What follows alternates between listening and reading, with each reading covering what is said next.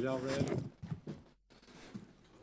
At this time, we will call the December 15th, 2025 Walton County Zoning Board of Adjustment order. If you would, please stand as we have our invocation followed by the Pledge of Allegiance. Charlie, if you would, do the invocation for us, please. Dear Lord, thank you for the opportunity to live in this great nation and this great county. Please guide us and watch over us here tonight to do what's best for our citizens in our county. Amen. I pledge allegiance to the flag of the United States of America, and to the republic for which it stands, one nation, under God, indivisible, with liberty and justice for all. Thank you. You may be seated. We do appreciate all the board members being here tonight. We have 7 out of 7, and we do appreciate the efforts to come. This is our December meeting for Christmas. Is coming up in the next week? 2 weeks. 2 weeks. We'd like to take this opportunity on behalf of this board to wish each and everyone a Merry Christmas, and do not forget the main reason of the season is the birth of our Lord and Savior, and I hope everyone will have a happy holidays and a safe holidays. We appreciate our attorney Hayward Dice for being here and Karen, the hard work that she does to make this possible. Are there any announcements at this time needs to be made?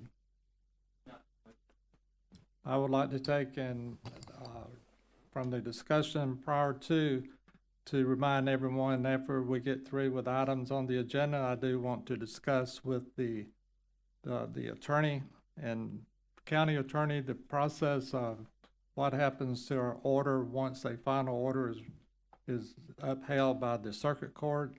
The process that happens afterwards is different what it has been in the past, and I would like to open that up for discussion at the end of the meeting. At this time, you need to do the swearing in of the witnesses. Anyone here anticipate to speak tonight, please stand up and raise your right hand. Yeah, anyone who plans to present testimony or evidence tonight, please stand and raise your right hand. Do you all swear or affirm to tell the truth, the whole truth, and nothing but the truth to help you God? All right, thank you. We have 2 items on the agenda. I believe one of them was a cell tower, is that right? You're going to come up and state your name for the record? Good evening, Board. My name is Kelly Schultz. I'm with Walton County Planning and Development Services. I'll be happy to present the entire blurb, if you will, for the item, but there is a request at this point in time to continue this request. Motion to continue? Motion to continue the Argyle Cell Tower request to the January 29th, 2025 ZBA meeting. Second. All in favor, aye? Aye. Aye. Next item on the agenda is a variance request by Mr. Curry. Mr. Curry, you want to come up and explain to the board exactly what we are looking at to do for you tonight?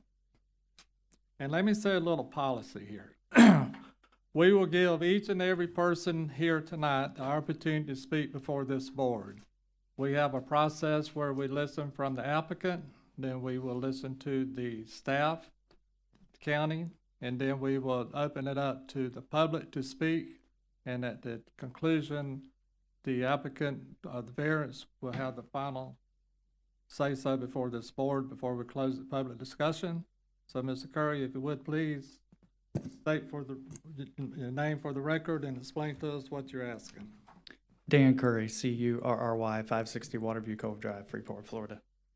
I have 2 variance requests, one for my driveway and another one for a shed that's approximately 196 square feet. It's like a 10 by 16 or 12 by 16.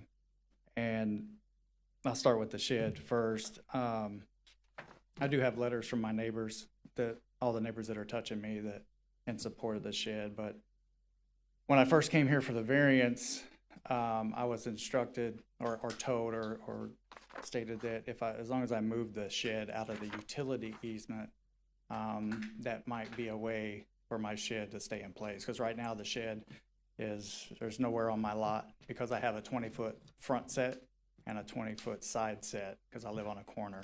One road is county right-of-way, but it's not county maintained, which is Oak Place. The front road is Mr. Waterview Curry? Cove. Yes, sir. Hold on a second.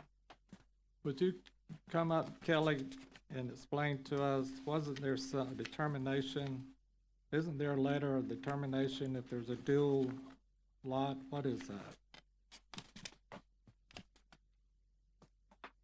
Help us understand, how do you get two fronts? Can you hear this one? Okay, so the Land Development Code states that newly platted subdivisions shall have setbacks of the same as if you had two front yards, as we use that Hang on a minute. term You said loosely. newly, what did you say? newly platted subdivisions. Of what in year?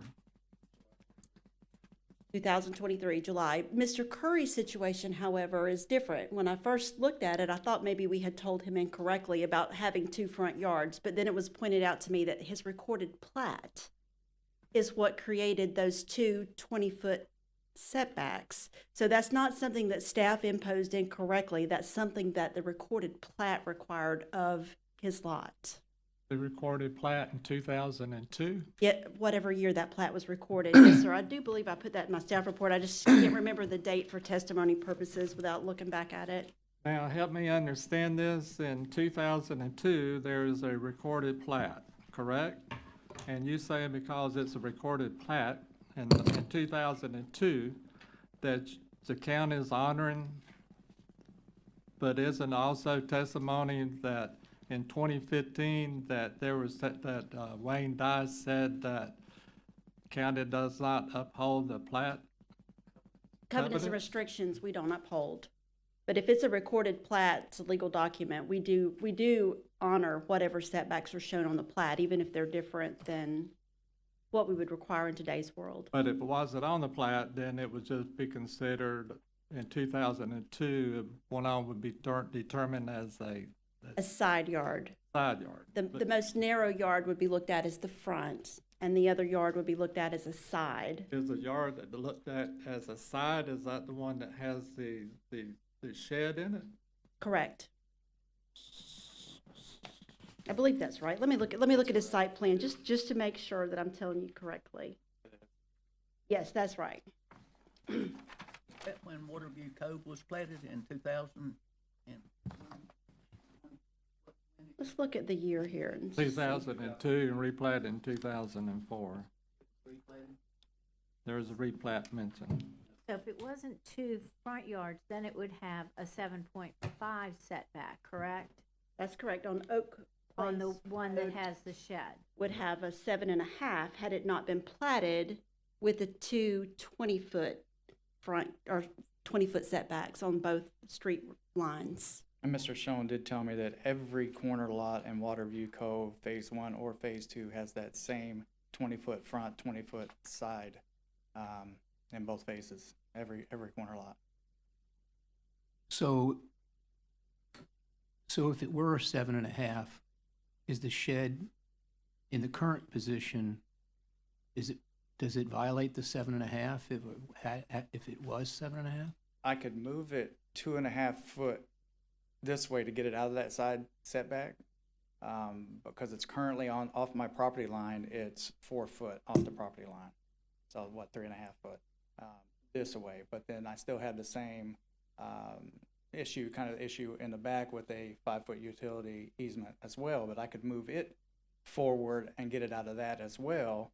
But that's about the only place I can put it on the yard. And I'm not trying to give excuses. It's just there's no other spot in my yard for it. So did you just say that you can accommodate the utility easement Yes, sir. and you can move it enough to get it to get at least to 7.5 feet? You can do both of those things? If you count the where my fence is on the property line, I could move it another 3.5 feet to get it that way. But So then you I would would just be- have to move it 2 foot forward to get it out of the utility. You could comply with both of those restrictions if we implied, or if we, imposed them. Yes, sir. That building would not require a rear setback? I'm sorry, what was that? The building would not require to meet a rear setback? It would be required to meet a rear setback.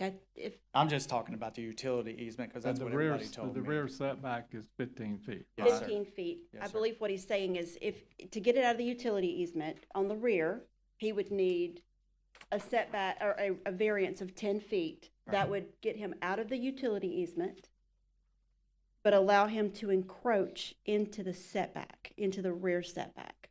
Did you take the shed and turn it? Either way, because that 20-foot setback on the side, even the 7.5, it still would, because then you'd be blocking, I have a pool right there, and, you know, it would be teetering on the pool. Get the map out. Oak Place is a private street, right? Yeah, I was explained several times, it was a private road, not county maintained, but has a county right-of-way. That's how it was explained to me in 2 emails from Public Works, and then confirmed in person in a meeting with them. If they even sent me the information to go around to the people and knock on the door to see if they wanted the county to start maintaining that road. If so, there was a process for us to go through to get Oak Place and Cedar, which is the other offshoot road. That's the only 2 roads in Waterview Cove that are not county maintained. So if anything has to happen to the road, we have to fix it right now. So it's a private road. It's privately maintained, yes, sir. The county does have a right-of-way, but it's privately maintained.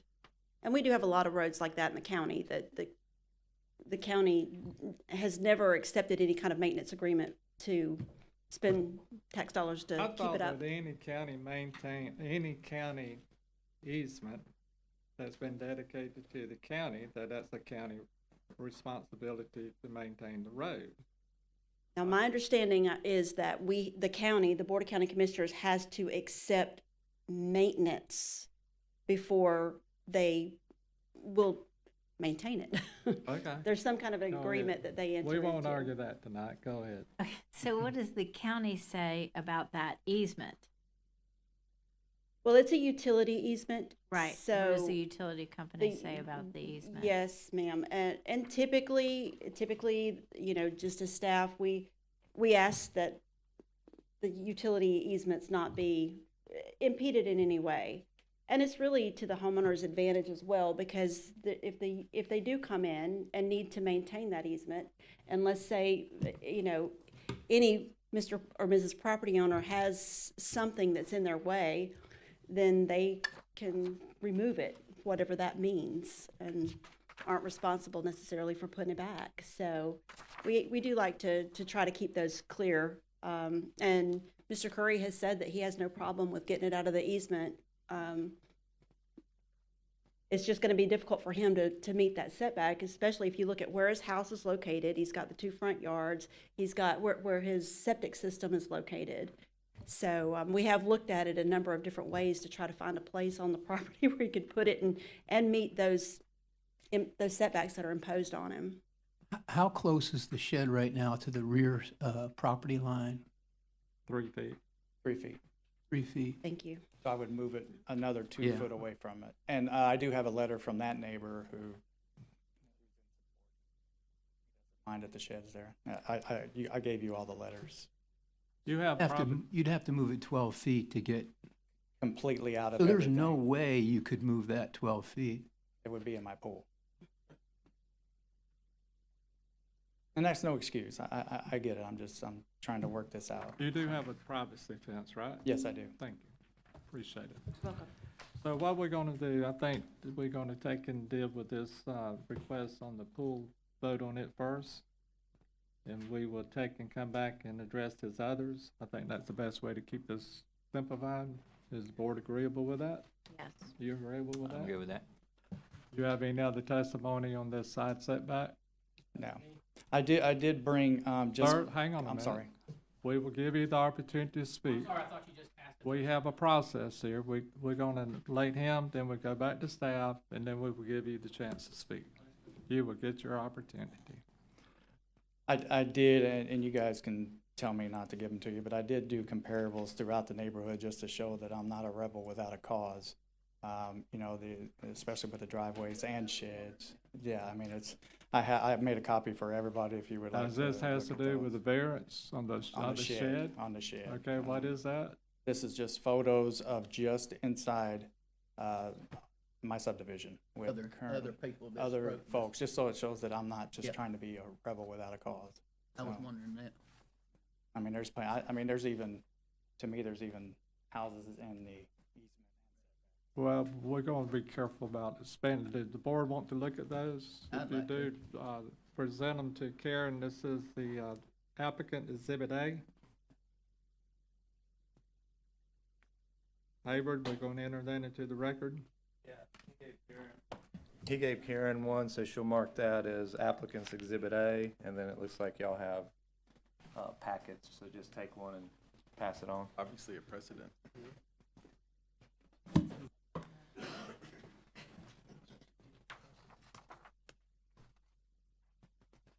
Mr. Curry, Yes, that sir. shed is a portable shed. It's not permanently attached to the ground. Correct. It's on blocks. I bought it from, inside Freeport on that little road. It's inside Freeport. Okay. I'm just kind of curious, is this an issue that like came up with HOA? Do y'all have an HOA that talked about it or anything? No, ma'am. And I, like I said, I have letters of everybody who touches my property, and across the street, except for one person. So, they all say, and I do have neighbors here that are here for support as well. Mr. Curry, have a seat. Yes, sir. Ms. Schultz? Do you have anything to add? Well, just for the record, we are requesting that this be addressed by final order. Our project number is VAR 25000034. It was originally reviewed by Bob Bronte, and now I've taken over. Kelly Schultz is doing the review on it. It is a variance application submitted by Dan Curry. He is requesting variances. I think we've established how much of a variance he needs for the shed, and we are looking at variances also for driveways. But just for the record, we're dealing with the shed, so Shed for we're, now. at this present time, we're at, he's asking for a 10-foot rear setback, rear variance, Right. Correct. 5-foot setback. 10-foot, 10-foot variance, 5-foot setback. right. And then on the side, we're gonna recognize that the side street is, that, Oak Street is a be recognized as side street, and we're gonna treat that as a 7.5. Is that what the board, is that understandable? Yes, sir, understand. Because if we treat it otherwise as a 20-foot, then he would be asking for a much larger variance. Is that correct? That's absolutely correct. And since in 2022, if it was not on the plat, the county did recognize that as a 7.5. Is that correct? That's correct, yes, sir. So we're gonna recognize that as 7.5. All the board members has any questions in regards to that? Anything else? No, sir, other than I would like to point out that the future land use is rural residential, the zoning is rural village, the property's in District 1, it's at 560 Waterview Cove, it's identified by the parcel number in your packet, and I'd like to ask the staff report please be entered into the record. So entered? Thank you. And I have nothing else to offer at this point in time. Yes, sir. Kelly, I have a question about the windborne debris region and the Florida Building Code. It's my understanding that Freeport is 130 mile an hour maximum wind speed, and that the area that this neighborhood is located would be required to secure that building to the ground to resist uplift of 130 miles an hour. I don't know what that number is, but I do know that there are some requirements for that. If the shed is under a certain square footage, you wouldn't have to go through the building permit review, and that's where those tie downs would be looked at. Let me back up on that. Under a certain size and no utilities. So I'm not sure if Mr. Curry has electricity run to it. He's affirming he does not. So he would not need a building permit, but we would still do a planning review. That wouldn't capture the tie downs as far as that goes, because that is a building code issue. Is that something concerning to you? Yes or no? It's something I think can be Okay. corrected Okay. pretty easily after he You don't moves the have a building. problem in putting tie downs to it, do you? Make that part of the, if it gets to that point. Thank you. Anything else? Anyone else? Thank you. Thank you. We're gonna have the opportunity, anyone from the audience? Sir, come up and state your name for the record. While he's walking up, we're gonna mark the staff report as county's exhibit number 1. Record. So ordered. State your name for the record. My name is Joseph Copeland. I live at 599 Waterview Cove Drive here in Freeport. We split it up, so I was kind of confused. I brought this up last time we were here when this got postponed due to only having, I think, 6 of the board meetings instead of 7. And it was in regards to the letter that was sent out. Coming here today, how many different things are we reviewing? From looking at what's posted out here, it looks like 3 different things. The shed, the side drive, and then the other drive. That's right. Okay, because when we got this, it doesn't say anything besides Curry variance project, and y'all are supposed to look into it. Hang on a minute. That is something that was brought up, and I understand that staff was gonna make sure that the letters that was issued met the staff requirements. Yes, sir. I mean, and I was explaining this to our applicant as well. Normally, when we see a letter, it's very explicit in how it lays out. It verbally explains the request. What we don't always see or often see is pictures with the words that explain the request.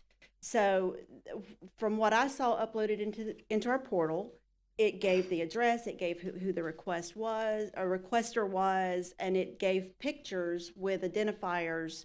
So it did appear to meet the minimums. Again, it's not what we normally see, but it does meet the minimum requirements from what I saw in the portal. I agree. It shows pictures. It does not show anything about what. It just says shed placement, and it shows a picture of a shed. It doesn't say that there's we're within the setback. It doesn't say we're moving it out of a setback. It doesn't say it's 15 foot inside of it. It says nothing about that. It doesn't tell you the driveways and how much is allowed or how much of a variance we need. Is that required by the code? The write-up tells you everything. This tells you nothing. Okay. It's confusion. It took us days and talking to people to figure out what's going on, how is it. I mean, people who live and are being directly affected by it. When I did a variance, I actually worked with you in Defuniac to do this same type of thing. We paid people, and for what we had to do to send out the letter to people, it had all kinds of stuff in there. The ones that we required, my old neighbor who had a 4 inches of a setback in, she had everything, and it showed you every little thing. We're 4 foot over the setback. You could look at it and say, yep, I know exactly what's going on. On this, I'm sorry, you can read this, you can look at these pictures, and all you have is questions. And we asked them about that whenever, and no one said anything about it. But this was confusing. It doesn't tell you anything about it, and all you can do is question and question and question. Well, can we agree that it would be in everybody's best interest to get this done today? Oh, I can agree with that. But that doesn't mean that this was... Go ahead, Kelly. Well, Board, Stephen just brought me the code, and I think this is important. It says, under the content of a certified mail notice, every required certified mail notice shall include, without limitation, the date, time, and place of the hearing, a description of the substance of the subject matter that will be discussed at the hearing, location of the property, identification of the body conducting the hearing, a brief statement of what action the body conducting the hearing may be authorized to take, a statement that the hearing may be continued from time to time as may be necessary. And then it goes on, talks about Planning Commission and Board of County Commissioners and map amendments. And then, yeah, that's really it. That's it as far as this goes. So after reading that, do you feel comfortable that your notice, your letter, met the requirements? It did to me, perhaps maybe because I know more about it than, than. I don't think it reflects any substance to what's being done here as it was slated in that. If you're a neighbor that knows nothing about this, that hasn't had meetings trying to figure out what's going on, what's happening, why is this even happening, why are you sending me this letter, all it shows me is pictures of a neighbor's property. Doesn't tell me why I have to come here, what he's trying to request the difference of. It doesn't tell me that he's doing anything wrong. It just shows me pictures of a house, a driveway, a nice yard. That's all it shows. It doesn't say, hey, I got 3 different driveways equaling 60-something feet when I'm supposed to have 20-something feet. It doesn't say anything that says why I'm being sent this letter. And if you have a background, you can understand the letter. But if you don't, all you do is say, I don't know why I got this. Go ahead. I can understand how that would be troubling. Let me ask you this, because we're going to take them separately, right? Sure. With regard to just the shed, it seems like from these pictures, there's some precedent in the neighborhood to have, you know, the shed and it's a small, be, you know, the setback would be okay. And not taking the driveway, just the shed. Sure. are I'm you- gonna have to comment on this, okay? Okay, I feel like that we need to concentrate our efforts on this lot only. We did allow this in the testimony, provide that was there. But I think when you start saying that we can justify this by others, that it's gonna lead that others variances may come before us, and I think we need to take that in consideration.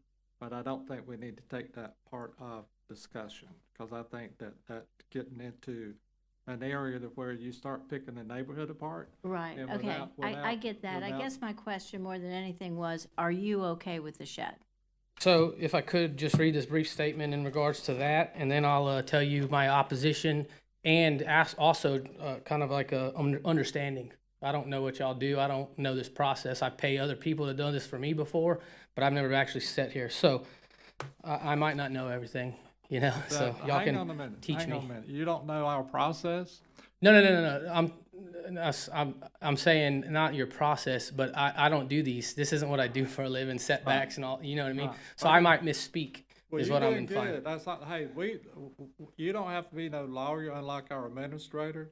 We don't like lawyers. We don't like consultants. We Yes, don't sir. like architects. We don't like engineers. We like the public. Come up and talk to us. I hear you. So that's Look- what we are, with exception, with a few, but go ahead. Yes, sir. Right? So in regards to the shed placement, I oppose the variance, requesting the shed 100%. And it's in 100% within the non-buildable area, which I think, we've already got that. I have 2 points to make, and that's it. It's, one is it's self-created hardship, and then the aesthetics. The shed was placed there by choice, without a permit, without first obtaining a variance. This, the appeal of the neighborhood, he can show you whatever you want, but I don't see any of that from when I'm driving down the road in there. So I do feel like it affects the appeal of the neighborhood, the setbacks. That's why these codes are there, right? To make everything cohesive, to where one property doesn't affect another property, that makes everybody, you know, happy at the end of the day, abide by those. But anyways, the key point there is asking for a permit, requesting a permit, asking for the placement, verifying any of this stuff prior to doing this. You would have found out you're not supposed to do this. So don't. They didn't do that. They just put it there, and now they're coming behind it and saying, hey, we did this. Will y'all allow it, or can we just keep that? It's nothing that the lot created. It's something that they put on themselves. And then fairness. My neighbor across from me, it says the board must ensure equal application of the law. Another neighbor across the street at 625 Waterview Cove was recently required by code enforcement to move their shed out of the setback area, which they did at their own expense to avoid fines. To grant the Currys a variance for this identical situation would be fundamentally unequal and would set an undesirable precedent that rewards noncompliance. I have the violation that was posted with a $1,000 fine per day until that was moved out of the setback area. And that was on their side setback. That was, I think they were at 1.5 feet off. So that was posted, and they moved the sheds out of the area. So I don't really know how you would feel if they make you do that to your property, and then all of a sudden across the street, now all of a sudden now they don't have to. And then the second concern with that is if this is allowed, with the side setbacks now changing from a 20 in that's, you know, this specific scenario to a 7.5, if other lots that I have are the exact same scenario, can I then utilize the exact same and treat it as a 7.5 and then be able to do the same thing and use up an entire space of that lot? Because that's going to help me, because I've got multiple lots, Waterview Cove, all these different places, Waterview Cove Drive, that I'm building Let me answer that houses. for you. It is my opinion that and this lot should have met the 7.5, but therefore it was in the plat. But this is lot Waterview Cove, not Waterview, what's the one down there on the beach? Oh. The one, White Cliffs. White Cliffs, we grant those all day long. And there's others that we ask. So if you come and you ask us, in my opinion, if I'm sitting on this board, yes, I'm gonna recognize it as 7.5. Okay. Because that's the county at that time. That's good. I like that. It helps me out. Absolutely. We're gonna treat you just like we treat everybody. Yes, sir. So with the 7.5 though, that's, I mean, I'm just talking the setbacks, not the utility. That's why she had to move her building. Every building that I ever build, y'all make sure, and if I miss it by a little bit, then I have to come here. Let's get that straight. It is my understanding that the 7.5 would include the setback, I mean the easement. the Correct. Utility easement. You don't start the 7.5 from a utility easement. It goes from the boundary line. Yes. And the utility easement's 5 foot, the 7.5, you get 2.5 feet. So you got to be off of that 5 foot. Correct. What about the back setback of 15? Back setback of the 15, the utility is in the 15. Correct. So if approval means y'all are doing 7.5 to correct That's that, on and the then the side. 15, I don't have a complaint about that Okay? because they're meeting the requirement and what But now you're just stating. hang on a minute. The rear setback is 15. Correct. We're gonna give him, we're considering, we have not voted on it, giving him a 10-foot variance. So he'll be 5 foot off the utility. So is it safe to say that when I go to ask for the same thing on these other properties I'm building, that I should then get the same thing? No, each case is judged on its own merits. The fact that we grant a variance on one case does not guarantee or warrant that you'll get a variance on another case. They all got to be addressed on the merits. Okay, and the so property. if that's the case, and if this then is pushed through and this is changed, and I don't understand how we could then say this is okay to do on this scenario, and then give you the exact same scenario, and then it not be the exact same. On the 7.5, I'm gonna recognize it. If I'm sitting on this board, I'm gonna recognize it. That's this board. Can I guarantee that it would pass? I'm telling you, I'm gonna recognize it. On the shed, that would be the individual basis. But on that 7.5, I'm gonna recognize it. Correct. Okay? And then the back setback is something that would be My recognized as well? setback is 15. And if we consider giving him a 10-foot variance and let him do that, then that's where we're gonna take it on the one-by-one basis. And with the utility easements, have you ever seen them bring in tractors and dig into these things? It doesn't matter. They have 5 feet. That's all they can get on. They don't have the right to get on 10 feet off. They Yeah, have but 5 feet. foot is That's the up to easement, and you them. get so many feet That's on up each to them. side. As a property owner, you are not entitled for them to go beyond that 5 feet. Okay, well, I got I'm just telling you. off that's- my road, those utilities are way deeper in that I lot than understand 5 that. feet. But there again, you cannot allow a utility company come in there and take 10 to 15 feet. Yes, sir. And damage everything on the property. They have 5 feet. I think the most has been said. I'll close with this one little statement, which will be the same statement for the other, because I wrote this up at the same time. I obviously do not agree with this. I agree with, doing what we're supposed to do as citizens or as, in the community. Right. There's laws, ordinances, all this stuff put in place for a purpose. I think that means something. I think that we need to abide by that. I think you just create a lot of people being mad at each other, a lot of drama, all this stuff when there's certain issuances where you can say you can do this, but then the next person beside them come and ask for the same thing and say, no, you can't. So my final little conclusion for this is, and this might cover both, it shouldn't, it's very brief. The applicants have failed to demonstrate a unique hardship of the land itself. Instead, they have created safety hazard, code violations, and harm adjacent properties and the neighborhood character. I urge the board to deny these variances requests and uphold the integrity of Walton County Land Development Code. Mr. Copeland, you've done a very good job presenting your case, but there again, this board is here to take the issues where it's funny to me that the staff can take a plat and say they recognize it, and take the covenants, they say they can't recognize it. We grant the covenants of record from 1996 to 2015, and then there's an attorney that says, well, you gotta give everybody a variance. So now we have to listen to the variance. There's so many complications in this code that we here on the board have to take everything in consideration and try to treat people the way people need to be treated. And I I understand. agree with that. I understand, that we, be perfect, everything was black and white, and we didn't have to be here, but we're here to help people if we can. Yep, And if we I- get the opportunity to help you, we're gonna help you. I agree. And Adrian and Alicia Rogers at 516 Shoreline Drive asked for a variance for the same exact thing. When? It was last year. And I got the address, I got the name and everything. He put a variance in, they got a variance request. It was 4 inches over the side. The building was slightly crooked and barely touched the line. And we did nothing to change that. That's a mistake. That's something that's, They got the you're variance. basically there, they got the variance. Right. And that's, to me, what a variance should be for. Hey, I messed up. I didn't account for my brick. I went 2 inches over. Let's do a variance for that. But this is asking for 10 foot to be taken off of a 15-foot setback. That's not a, I tried to do what I'm supposed to do. That's a blatant, this is my land. I'm going to put this wherever I want to. That's what was done. And now, because code compliance found it, and they first noted this in 2022 of June, was first when this was noted.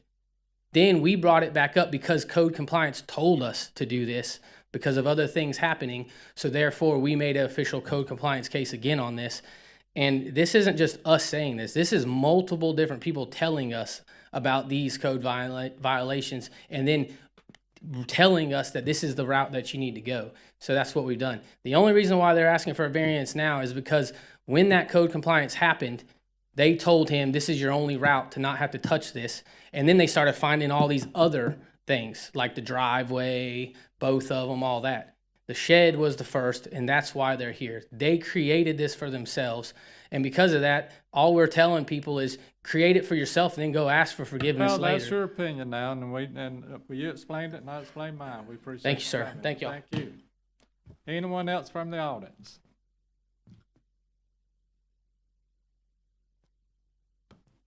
State your name for the record. Hi, good evening. I'm Shauna McCormick. At your last meeting, when Mr. Copeland asked about the notice, you said it needed to go to legal. And it did. Go to legal or just go to? We asked them to take and get a legal opinion on it. Did it meet the requirements of what is required? Go ahead. So I can't speak to legal review. What I will say is that Mr. Curry used the template that we provided him, and he filled in the blanks that are in that template. So in terms of, what does it Since satisfy? she brought up the fact that she wants legal, your legal's behind you. Is it her opinion that it met what is required? Brooke, have you had a chance to look at this? I have not seen this document. Hayward, Okay. can we have that admitted? Do we have a copy of the notice? Mr. Copeland, did you have a copy? Are you comfortable giving that to us so we can? I think we need to get Karen. Can't you get a copy of it and print it? Mr. Mr. Chair, Copeland, keep your copy. Karen, print it. and the notice is uploaded into our application portal. Karen, it's under the attachment side. Okay, thank you. Yeah, there, and if you look at the application for, or a petition for variance, there is a sample property owner notification letter, has blanks and things like that. So, I mean, you can make it comparative, but I don't think it's in your packet tonight, like here's a sample, or here's the copy of the letter. Well, that was she's sent. gonna get a copy of it. Go ahead. Okay. And The thing that gets me is when I asked y'all to look at, legal look at it last time we was here, you wasn't here, Kelly, is to make sure that, the planning would do what we told the public to do, to make sure this meet the requirements. If not, it needs to be resubmitted. But it's my understanding that the testimony tonight is that it does meet requirements. As far as I'm concerned, he took the template that we provide all applicants and he filled it out sufficiently. Well, do you need to revise your applicants, your forms to make sure they're a little more detailed to please the public? That may, in fact, be the case. But what we provided was filled out completely. Okay, go ahead, Ms. McCormick. so y'all have the final say-so. Yes. So this won't go before the Board of County Commissioners, Fine. correct? And so if any of the neighborhood people in there and the ones that sent him letters, they leave and somebody else buys, and this isn't disclosed at a sale, the only way these people are going to be able to challenge Mr. Curry is to take him to court, civil court. Am I Just correct? hang on a minute. The decision of this board will be, within 15 or 30 days, will be a final order. Correct.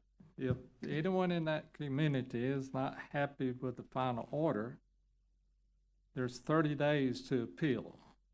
Once that's done, you have 30 days to appeal to the circuit court.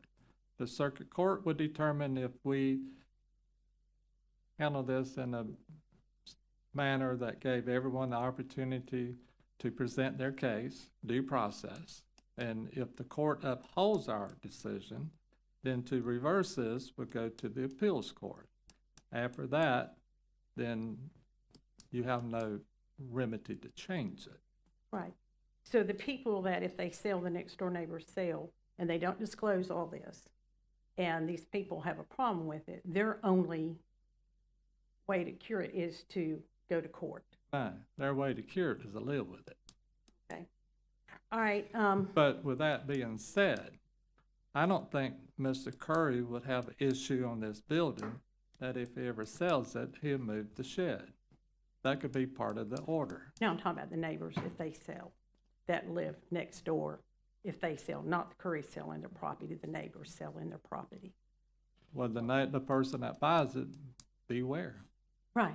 That's Okay. what I'm saying. If it's not disclosed during the sale, that there's a problem. So the only way that they can have any legal course Well, is to go to court. You'll need to hire an attorney to give you, those people need to hire an attorney to give them legal advice, but they'll need to show standing as well as probably special damages related to that. Right, but that's why I was asking Right, if so, legal but had that's a what I'm saying, chance to this review it. this board isn't here to give you legal advice. No, So, I mean, I'm not take it- asking for legal advice. I just Well, wanted you're to asking know a the question. legal, if they looked at it and they haven't yet. That It is was my why, that's opi- why I had more questions. Ms. McCormick, it is my opinion, Mr. Dice, that the decision of the board is final, that a neighbor doesn't have a right to take and sue the neighbor on because we issue a variance. So what you're saying is that they need to hire a lawyer to sue I'm the- saying this board doesn't need to give legal advice. That's She's right. asking for legal advice. No, So she's no, not. then She we're not asking gonna what give the- legal she- advice. She is asking, is this final? Yes, and it's final, and you know the procedure. You And if get the an order, neighbor and if a neighbor wants to contest it, they don't have a legal right to contest it. if they want to file an appeal within 30 days of the order Right. being issued, they can do that. Yes, sir. Right.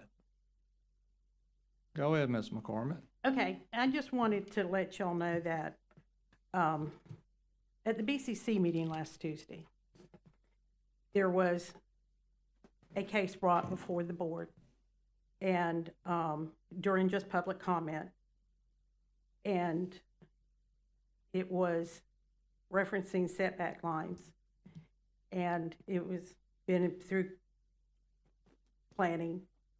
But the chair did state, I think what Commissioner Gladwell is underscoring is that I do not think it is the desire of this board. I cannot speak for everyone, but I do not think we want to establish a policy of ask for forgiveness later. Ms. McCormick, that has nothing to do with the issue here before us. Now, just hang on a minute. Variances. Just hang on a minute. If you want to stick around, we're going to address that was discussed at that board. Okay. But that has nothing to do with the decision here before us. Well, I think that anytime anybody asks for a variance, this is what that was in No, reference to. no, because that situation has nothing to do with what here before us. And if you want to stick around, we're going to have discussion about that. And I hope that you do. Okay, I will. Thank Okay, you. anything else? No, sir. Okay, Just wanted to thank you. point that out. Thank you. Anyone else? Just hang on a minute. Just hang on. Like, if somebody else from the audience wants to speak, they're gonna get to speak first. I'll give you one more chance. Anyone else from the audience? No one for, no one against? I'm gonna give you a brief opportunity, but it's got to be brief. So I love what she just said because I didn't even think about that. But so now when I go to sell my property, if this is now passed, because this bothers us bad. So now I've invested a lot of money and made a beautiful home that I hope somebody one day buys from me. But at this point now I have to now I have to take and tell them that now these people are allowed to put that shed there. Doesn't matter if you like it, you don't like it, none of that stuff. It's not within a code. It's not like it's supposed to be. It's not like the other neighbors and everything. And yet now I have to disclose to them that if you like it or if you don't, too bad. And then now that could affect them buying my house if it really irritates them enough that now I have to, only because I live at this property and then because this board allows him to do this, that now I have to go and change what I would normally do when I sell this house and disclose to them and hope that they don't care. And then tell them, if you do care, well, find a different house. You're not going to be able to buy this one from me. So now because of this one decision, it basically becomes law. Basically, you can't challenge them. This is it. And so now all the future buyers of this property, I've got to hope they don't care. So now they're being able to affect me even more. Thank you. Thank you. Anyone else? Come up, miss. You gotta be sworn in. I'm not gonna testify to anything. I just have something to say. If you have something to say, you have to be sworn. Yeah, this is quasi judicial, so, do you swear or affirm to tell the truth, the whole truth, and nothing but the truth, so help you God? All right. State the name for the record. Suzanne Harris. I hate these. And I talk loud. So, the asphalt plant's a good example. But everybody at Hammock Bay gets sued that has sold their house and not disclosed that a property down the street was really zoned for an asphalt plant. No, they're not gonna get sued. I mean, I know Hayward's your attorney, but if I owned a house at Hammock Bay and I had sold it 6 months ago, I didn't have to disclose what the land was. If I buy a house at Hammock Bay, it's really up to me to look at all the vacant land around me and say, oh, this property's zoned for a dump, or this property's zoned for any kind of commercial, or zoned for a dog pound right beside my house. It doesn't matter. But sometimes people get so vindictive on things that they come and speak at meetings about other people's things. And I think y'all have to learn the difference, and you can't have people that are just looking for a reason to stop something because they don't like someone. Thank you. Mr. Curry, you get the final say, so.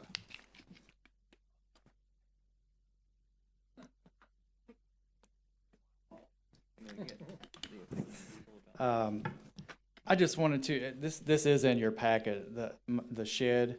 So this is even on the road that is not county maintained, and you can barely see the roof line. So to me, beauty is in the eye of the beholder as well. I think my neighbor across the street has a beautiful home. Not everybody might think it's a beautiful home, but he really can't see that shed. I have plenty of photos for it. And technically he's why I'm here. This and the driveway. It wasn't because codes went out there. I do have cameras on my lot because of the profession that I'm in. And he's out there with a tape measure measuring my driveway. So it's not because code pointed it out, he pointed it out. But anything, and I do have those photos. So I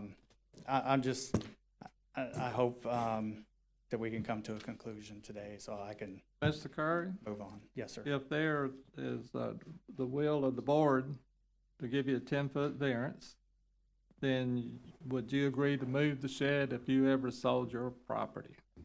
I got a lot of money in that shed. I mean, $5,000 is a lot of money to me, so it's going with me. So we can put in that I order. will put the tie downs We down. put too. in, well, I'm gonna get to that, but we're gonna put in that if the board so chooses, we put in the variance that, the shed will be moved if you ever decide to sell. Absolutely. We're gonna put in that variance if the board so choose, that you will tie that shed down. Yes, sir. Are there any other concerns? Can you tell me where that septic tank is? It is, if you, I think you got a picture of my lot. I just hold it Kinda up. hard to-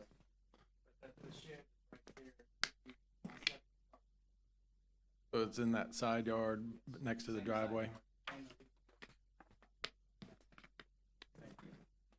Any other discussion? Thank you, Mr. Curry. Sir. Motion to close this portion of this variance request for the shed to the public. Motion to close public Second. discussion. All in favor, aye? Aye. Aye. Motion?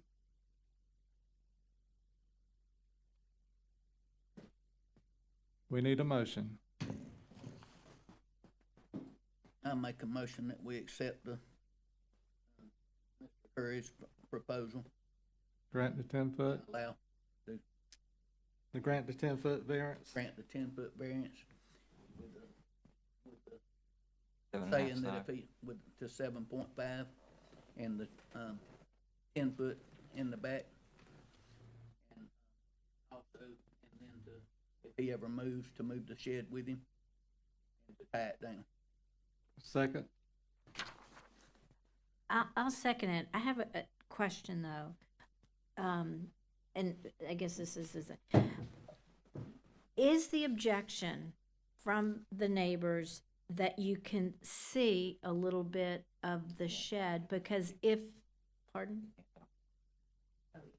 Okay. no, Oh. it's closed. Okay, so it seems to me that that might be the objection. And on that side of the fence, if you could put some screening, put some trees, you know, they're not gonna grow up immediately, but they will give some buffer to the visibility.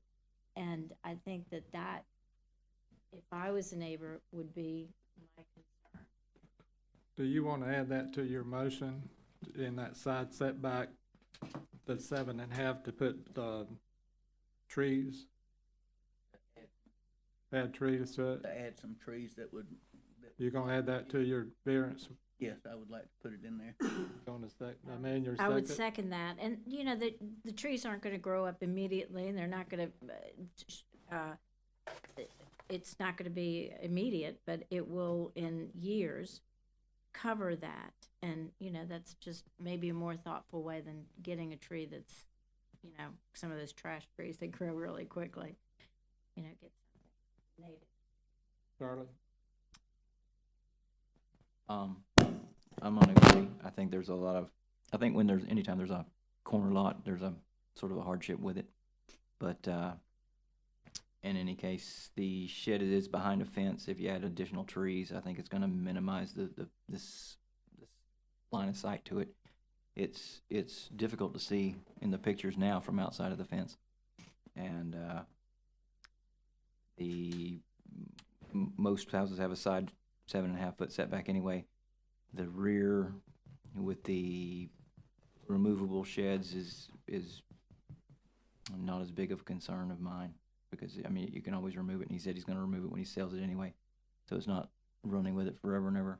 I think it's fine. I mean, I don't see, there's a lot of support for it from a lot of the other neighbors too. I mean, in the packet. So my issue with this structure is it's not permanent. It's a portable shed. I know everybody in the county has portable sheds in their setbacks. It's a ubiquitous issue.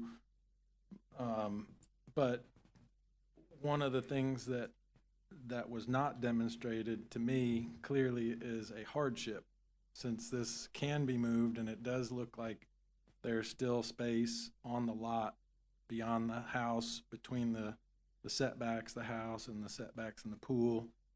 It does appear that there's room on the lot to move that shed to without it encroaching into any of the setbacks. And so the issue of there being a hardship, it's not a concrete poured foundation in a setback.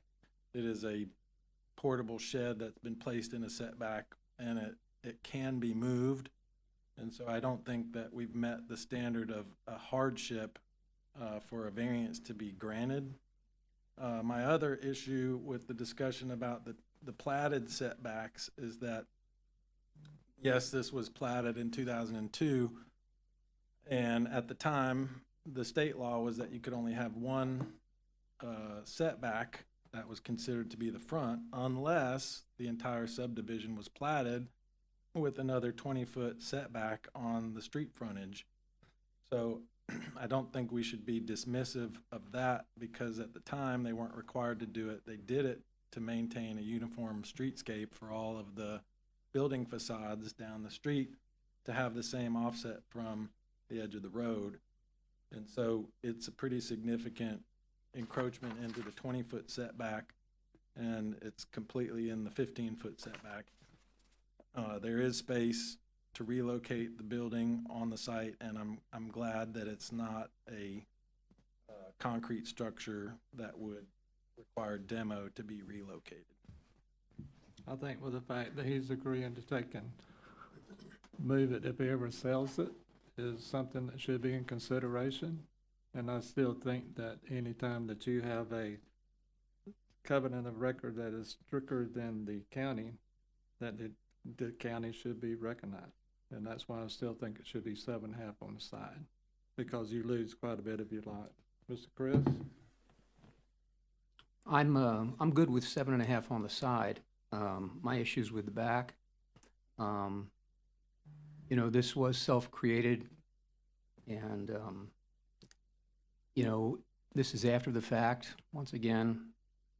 Instead of, you know, doing homework and asking for permission, you know, we've got a rear setback that's been violated by 10 feet. That's excessive. The other issue is, you know, even if a current neighbor is, you know, doesn't object to the shed being where it is, that doesn't mean a future neighbor, when that neighbor sells his home and somebody else is moving in, like we've talked about,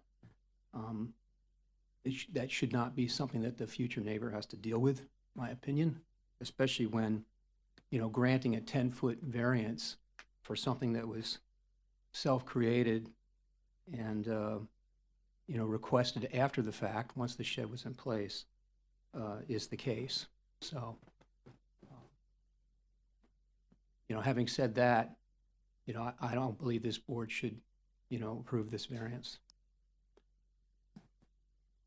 Go ahead.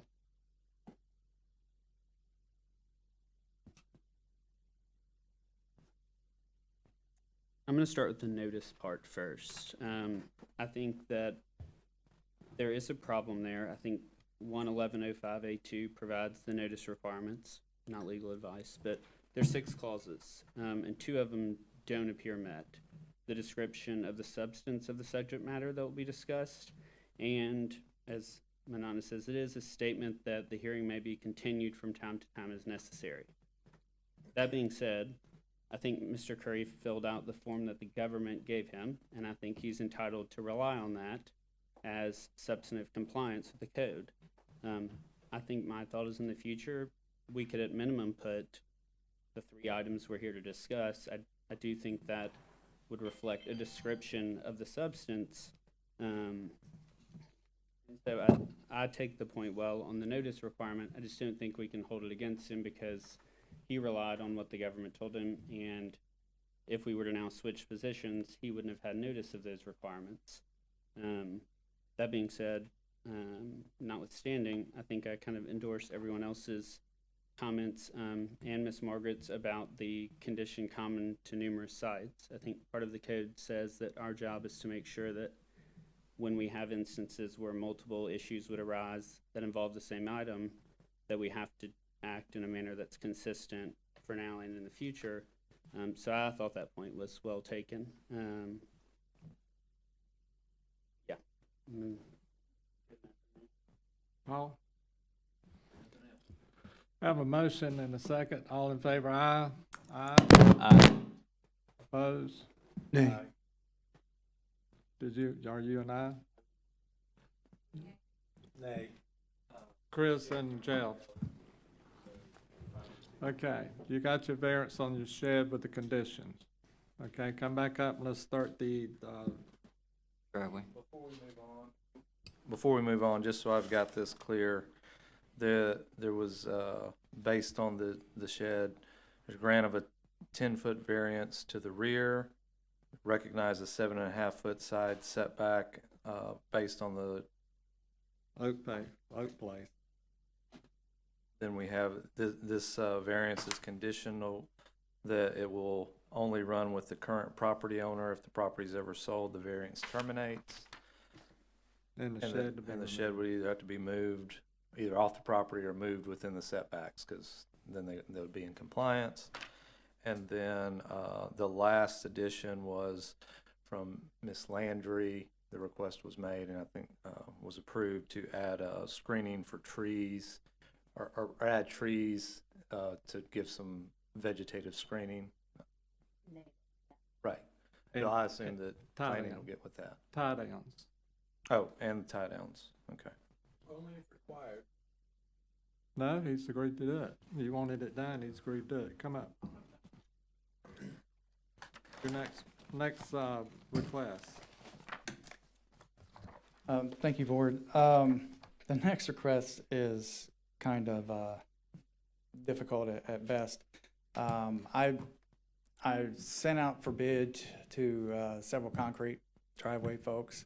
I told them what I wanted. They gave me a price. I paid for it. And now we're here because I have the same neighbor who doesn't, or states that it's out of the land development code. So as I dove into the land development code, I see that the land development code states 20 foot when connecting to a county maintained roadway. There was a public works policy that was put into place in April of 24 that superseded that and says 24 foot. Mr. Curry, Yeah. hang on a second. Explain to us what variance you're speaking of.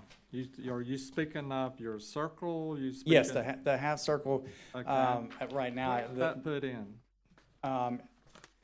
February or I put the receipt in the packet. I believe it was paid for in February and was done or completed and drying in March somewhere in 2024. I have the receipt in there. 2024. Yes, sir. Okay. Now, the side driveway on Oak Place, that came with the house. It was built in 2006 and 2006. Is it in question in any way? yeah, that's part of the complaint. It's That, in question why? because it's over 20-foot connection, a county Okay, maintained let's roadway. take and address that one right off the bat. All right. That is that's not a county maintained roadway. Yeah, but that, where did Kelly go? Stephen, help me out on this. Yes, sir. That 20-foot driveway width started in 2023? I believe it pre-existed 23. 22, 21? No, I would say it probably goes back to the 1918 timeframe, Okay. if I'm not But mistaken. let's say it's 2018. This side driveway that's on Oak Place, you can't hold him to the 20 foot because it was built prior to the 2018. We're not, I mean, I don't believe this particular drive off Oak Place is in question. Is that? It's part of the entire complaint. I believe the complaint says I'm like 60-something feet of driveway connection. So it's adding. Because this Oak Place isn't county maintained. So we Correct. would not hold him to the 20-foot dimension on that So road. we're not dealing with Oak Place. I don't believe so. I think that was part of the initial complaint, but not the part of the variance request, if I'm not mistaken, sir. We need to address that complaint if it's part of the complaint. Kelly, help me out on that. Please do. Okay, I'm sorry that That's fine. So, You can come up. I'd rather. for Stephen, you to come correct up. me if I'm wrong here, but, so we had the issue of the width on Waterview Cove. Right.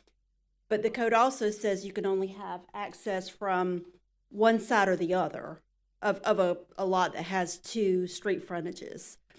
And so the request would be to reduce or allow the additional footage on Waterview Cove, and then the second access point on Oak Place Road. Oak Place Road was built in 2006. It's not on a county maintained road, is it? But, and that's what I was saying, Stephen, correct me if I'm wrong, but I believe that the way that I read the code was the only issue on the county maintained road was the width. But the access, Cuts on two different streets. right, It also says that the width, if you have a circular driveway, you can have two curb cuts as long as they're 10 foot. 10 feet. that's right. That's right. So that was the reason for the two different variances needed. he can have a circular drive with 2 curb cuts or 1 double wide curb cut, but not both. Correct.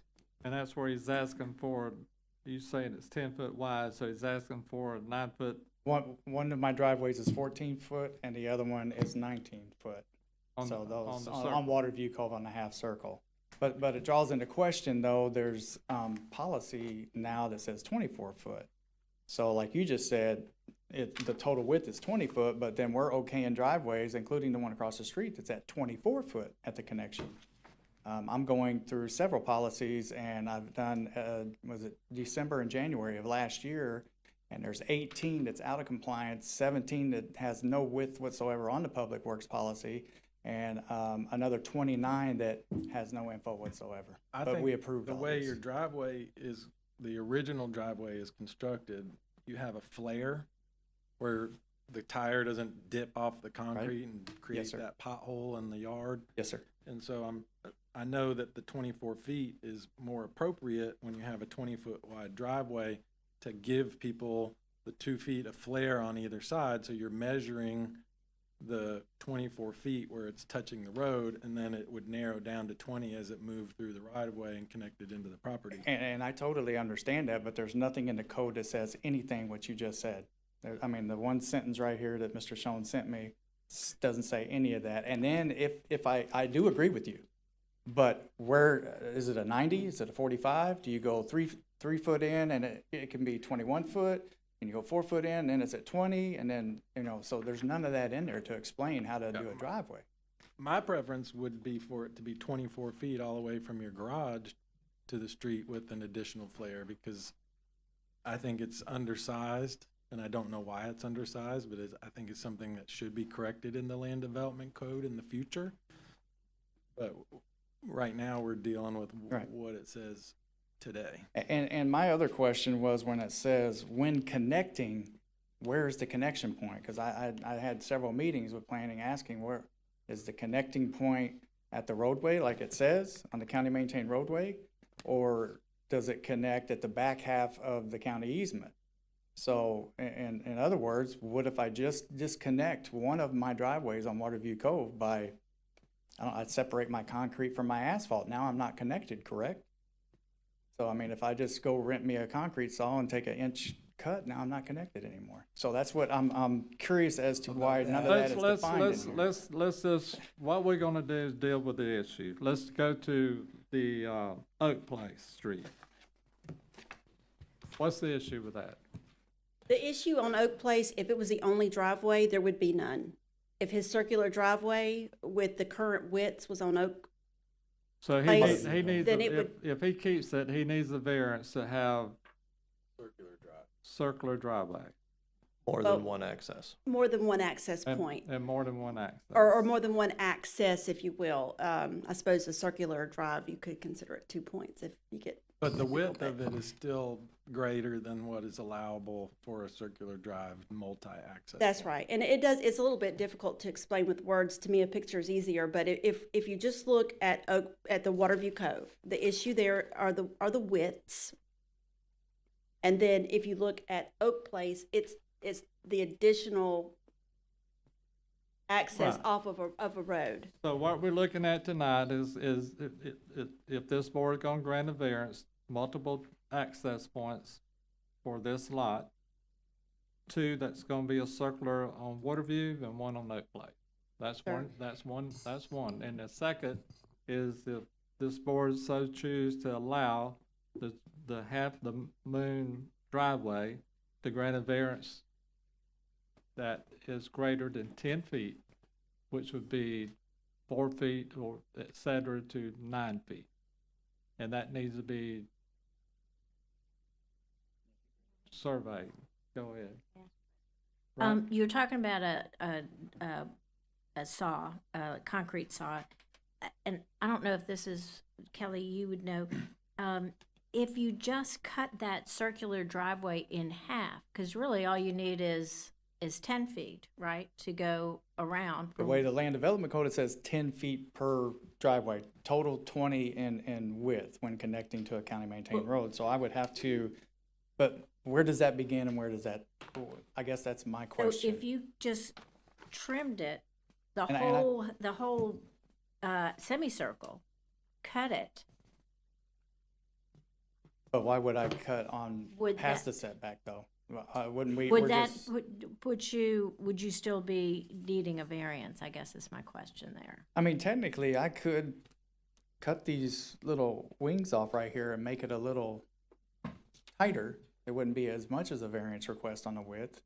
But then we're still back to the point where it says when connected. I mean, again, I don't want to give you these because I heard what you said, Chair, before about the comparables, but 50% of the driveways in my have the same flare or even larger than mine. So I would try and maybe design something a little bit of a cut to cut down on that width. But you got to tell me, where does that width start? In the land development code, it doesn't tell you where that width starts. Does it start at the back half of the easement to the county roadway, or does it start 5 foot before it gets, 4 foot before it gets to the county roadway? I don't know what that is. Go ahead, May I Karen. throw some, these are just some thoughts to make this decision even more complicated, if that's possible. So I can tell you from experience, as the person who took calls and walk-ins from our citizens when I was a senior planner, before we had the policy in place, I can tell you I remember at least two very specific examples. So if I had two, I'm sure there were, that times 10 or more, where a customer would come into us and they would ask us what they needed, where they got a permit for a driveway. Planning would say, well, if you're on a county road, then you go to Public Works. Public Works would ask, do you need a culvert? Customer would say no. Well, they'd say, what do I need to do? They said, well, you need to go talk to planning. Customer came back to me in the two instances I'm talking about, and they said, well, Public Works said I didn't need a permit. They sent me back to you. And I said the same thing that the rest of us say. Well, if they didn't require a permit, we don't have a permit. So you don't need anything from the county if they told you you don't need anything. So I'm not saying that this happened to Mr. Curry. I don't know, but I do know that we have had this situation a lot. So there probably are a lot of driveways out there where we sent them away because Public Works didn't require a permit and we didn't have a review process for it. Now I will say that if you're in the south end, south of the bay, which Mr. Curry's not, but then we would require a stormwater review for the additional impervious surface. So that's a little bit different, but just a standard driveway. But I personally gave folks the runaround just because of the way the system worked.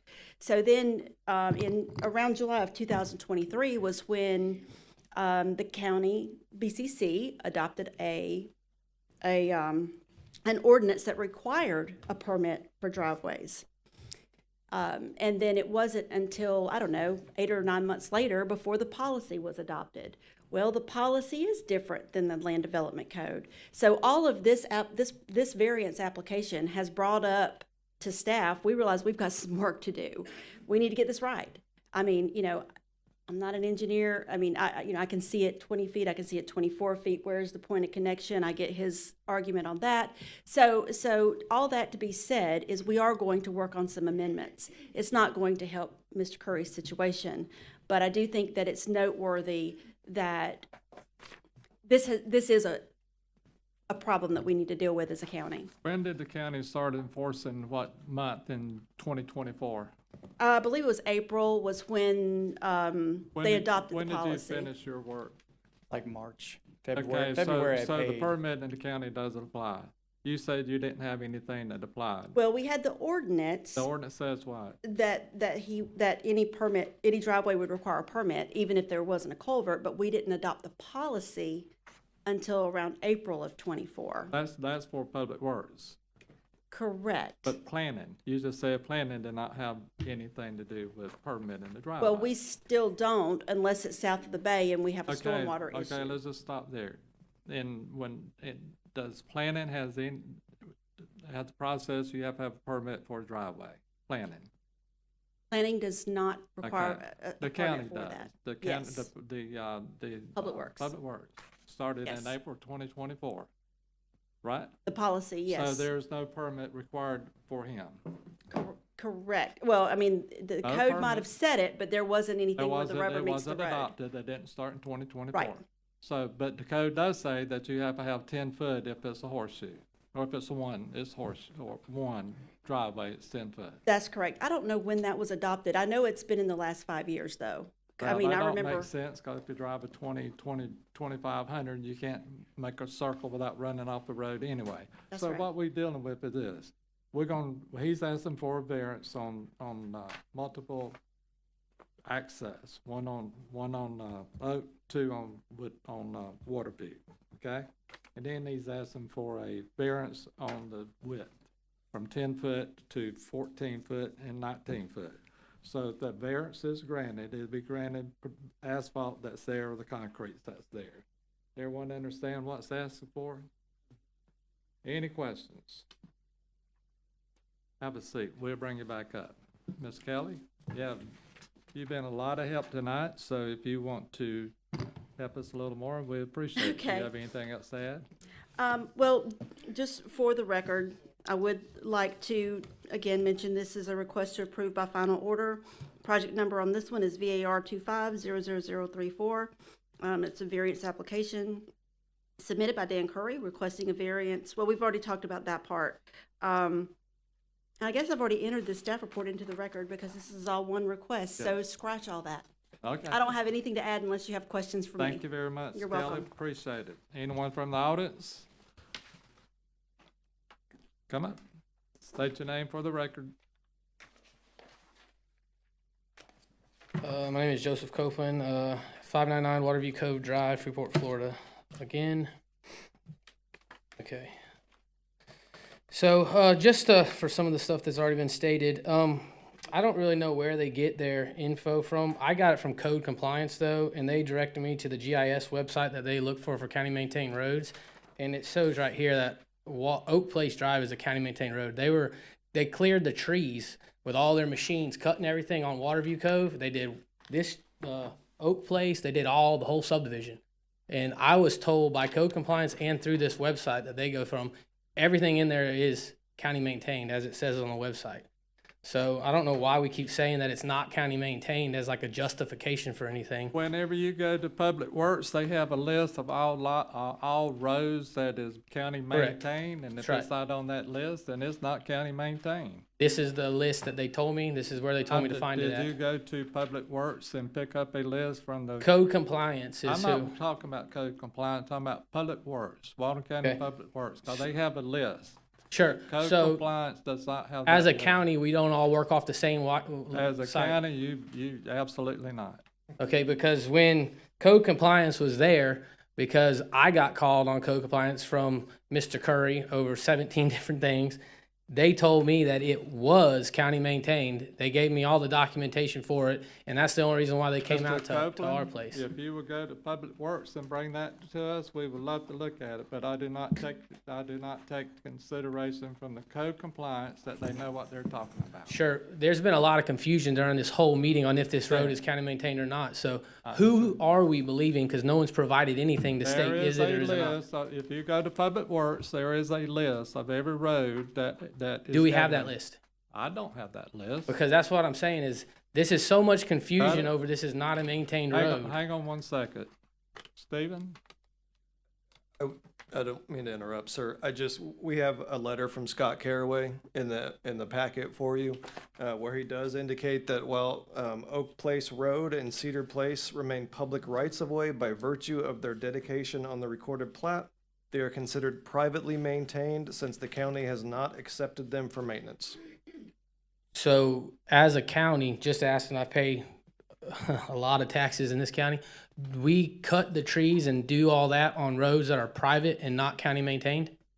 There's a lot of situations where the county will come in and do a maintenance that they get paid by somebody. If I have a private road, I can hire them under this particular thing. I don't know if the county did that. Did the county do that, or was that the I think it's utility? Chelco, because they're going around the neighborhoods, and that's So the people I power spoke company. to were county, because I was like, hey man, it's looking great, this and that. He's like, oh, you're the only one telling us that you like it. Because Waterview has a lot of oak trees, beautiful oak trees, and they were cutting them all down, so a lot of people were mad.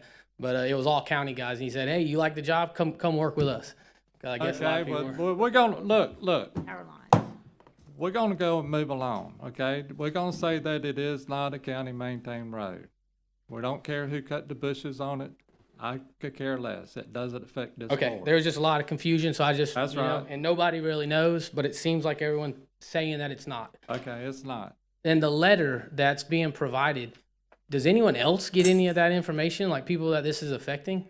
It seems like y'all got a lot of stuff y'all are getting to look at that none of us see. One of the things that was going to say earlier about the public notice, when you see those signs out, Yep, they yes, don't sir. say anything about the variance or a BCC meeting or any of that. It just says there's a meeting at this time and place. Yes, sir. All of the information that's in our packet is publicly available Mhm. on the website. So you can go and see the agenda for every item before it's presented. It's And available. so I actually use that every month to go in and you know, see how many things are going to be on the agenda Mhm. and whether or not I need to eat something before I get here, that kind of thing. Yeah. And so I find it less important that all of the information be in these letters because it is all publicly available. And then the other thing I wanted to say is that there's a tremendous amount of support and also you know, people against these variances in the packet. So whatever information was needing to get out there seems to have gotten out to the right people so that you guys could participate for and against the variance.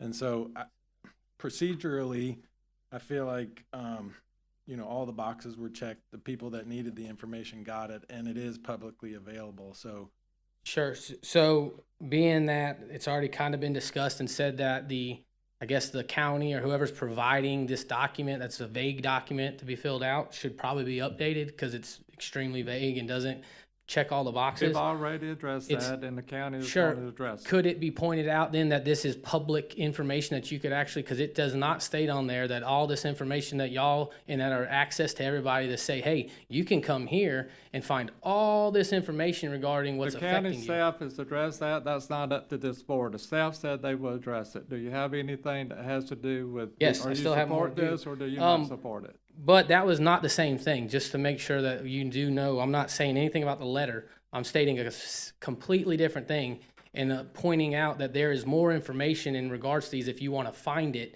you can That's come here fine. to find.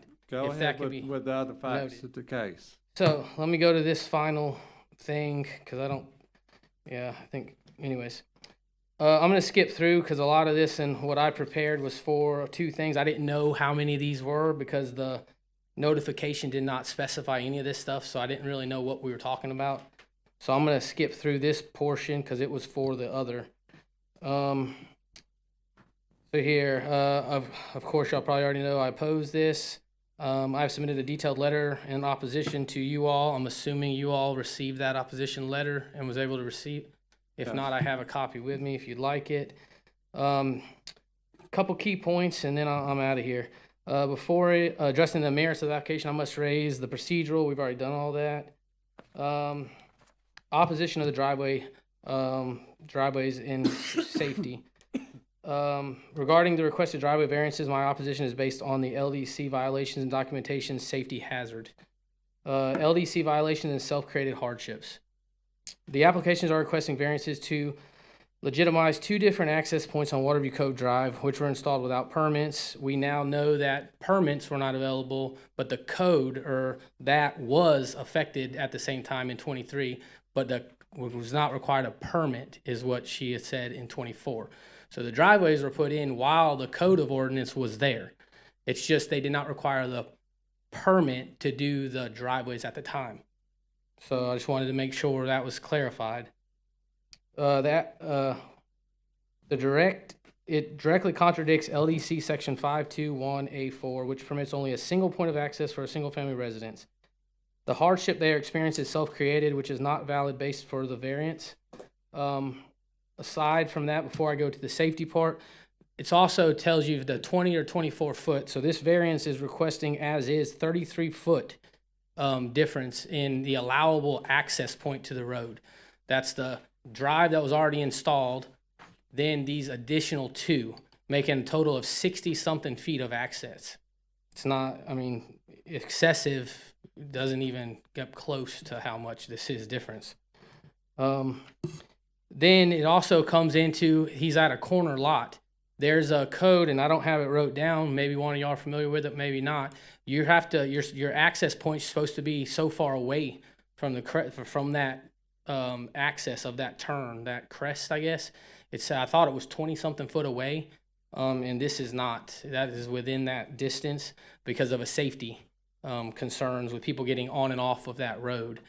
And the stats leads me into the safety key point. Safety hazards, loss of enjoyment. The safety concerns are not speculative. A motor vehicle accident occurred on August 28th when a vehicle backing out of the circle driveway exit point at Waterview Cove Drive struck a full-size Dodge pickup truck. I have the pictures here with me. An insurance claim was filed with Progressive, claim number 25918732-918.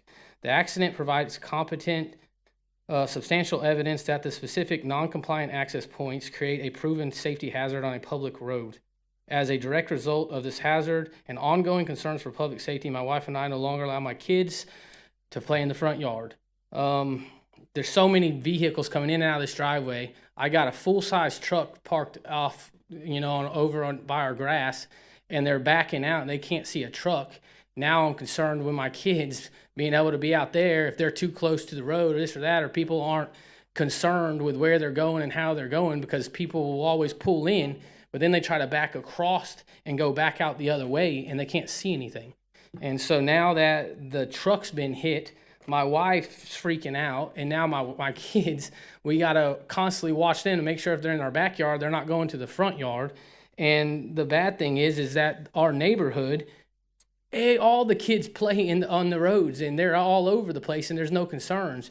Yet now we have trucks backing out and hitting full-size pickup trucks, and if they can't see the truck, how now am I supposed to worry about my kids, my 5-year-old kid out there by the grass?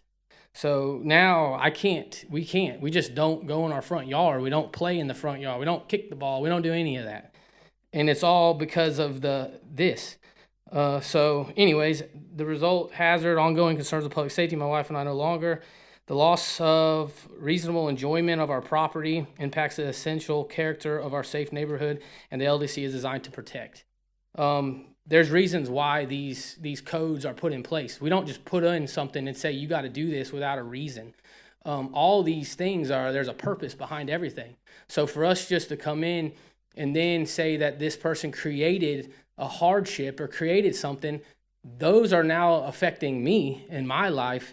The driveway, obviously way more than that shed, but even the shed, I mean, even in the littlest things, when as a county, we put in these laws, basically these codes to go by. Not going to discuss the shed. If you got something to say about the driveway, you can stick to it. We done addressed the shed. We're not going to continue talking about the shed.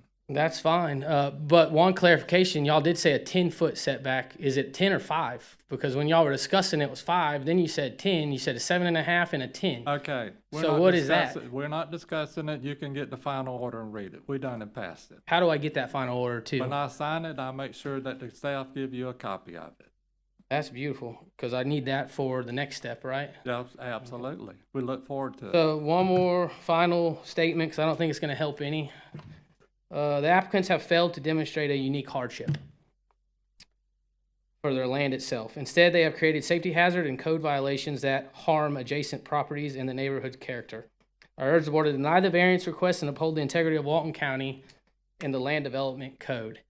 Again, this is asking for one access point to be changed to 3 access points. You are getting repetitious. We done and heard this. And it's adding an additional 33 sit down here feet. the rest of the night hearing the same thing. Over 24. Okay? Thank you. Have a good night. You too. Anyone else in the audience have anything to say? Come up, Stephen. No, Stephen, you go right I want to hear Stephen first.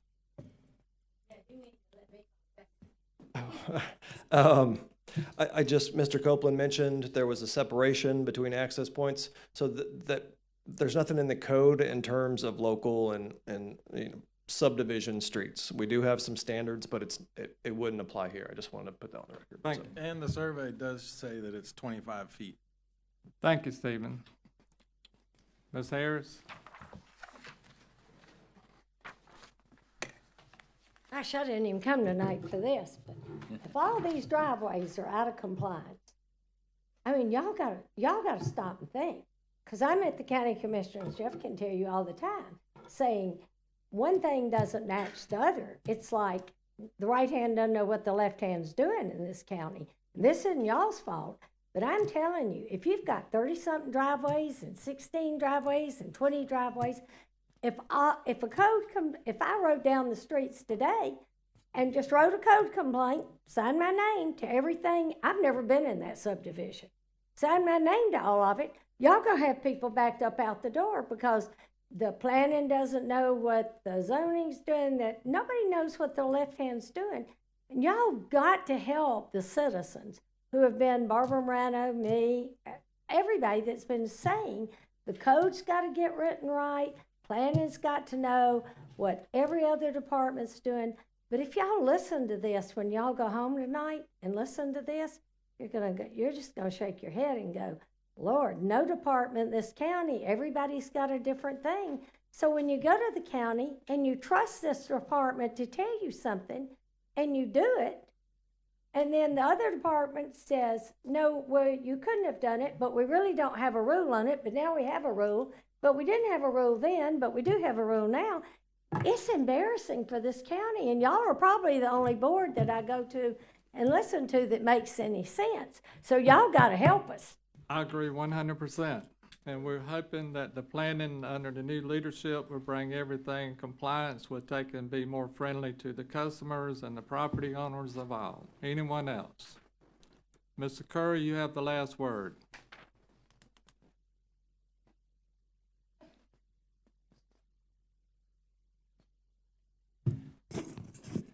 I did just want to address a couple things that the neighbor did say. The lady that did back out of the driveway did hit the worker's truck. She had a luggage carrier on the back of her, which gave her truck an extra 5 feet, so she didn't judge for that. But he was parked at the end of the driveway. But there was nothing said about, and I'm not going to do a tit for tat, but there's nothing that was said about dump loads of dirt in the road, not in the right of way, not in the easement, in the road. A porta potty in the road. None of them have reflectors. So when you want to sit up here and talk about safety in the neighborhood, you can't be too hypocritical now.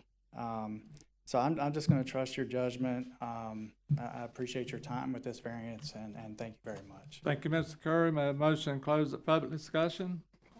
One more question, I'm sorry. Are you serious? I'm serious, Go I'm ahead. sorry. Who are you asking? I guess, Mr. Curry, Mr. Curry, come back up. there were a bunch of letters in support, obviously.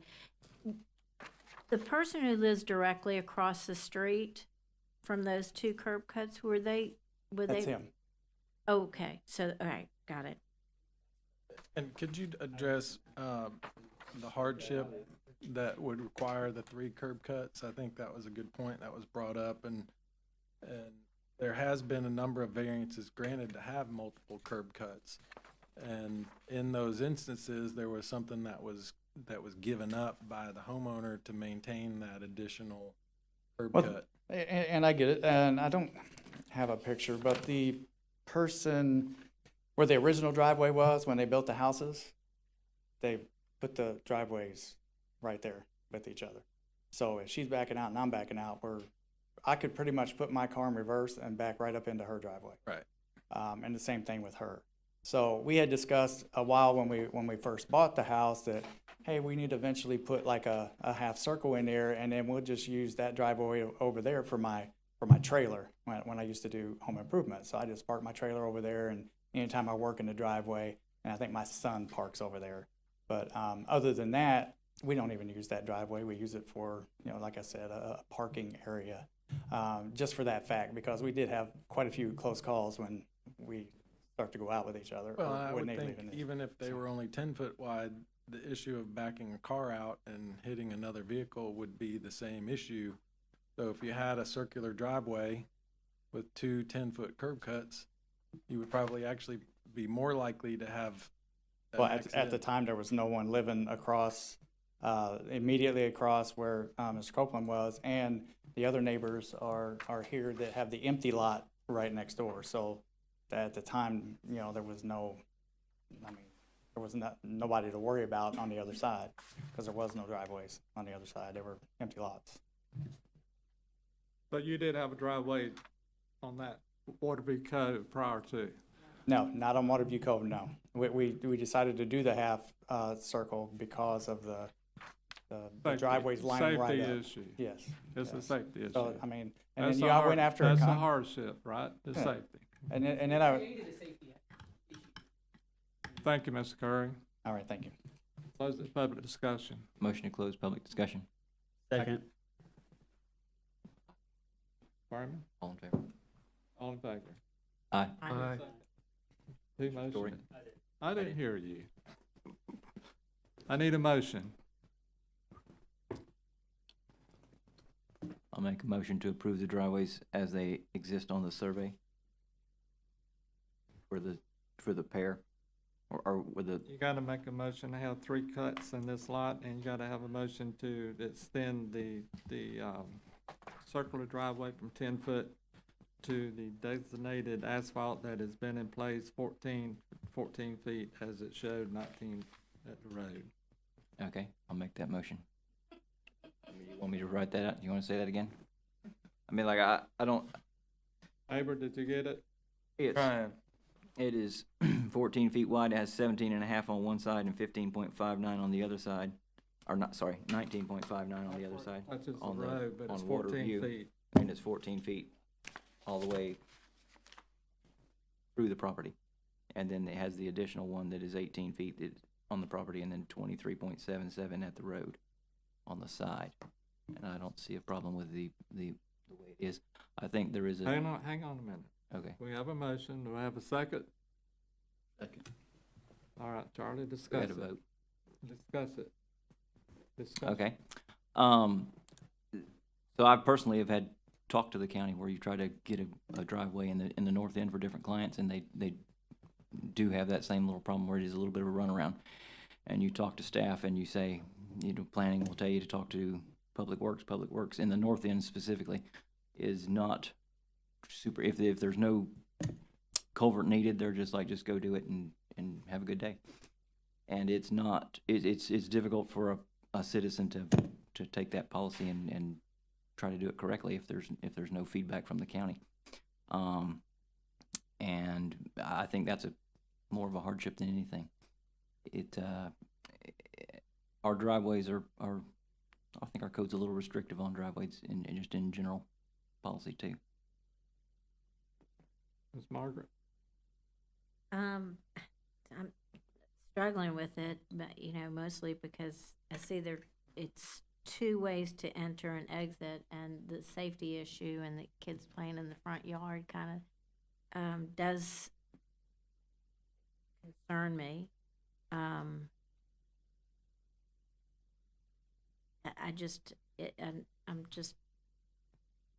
I don't know. It's a hard one, really. I think having the driveways is more of a safety, because you can drive and make the circle than having just pulling in and pulling out.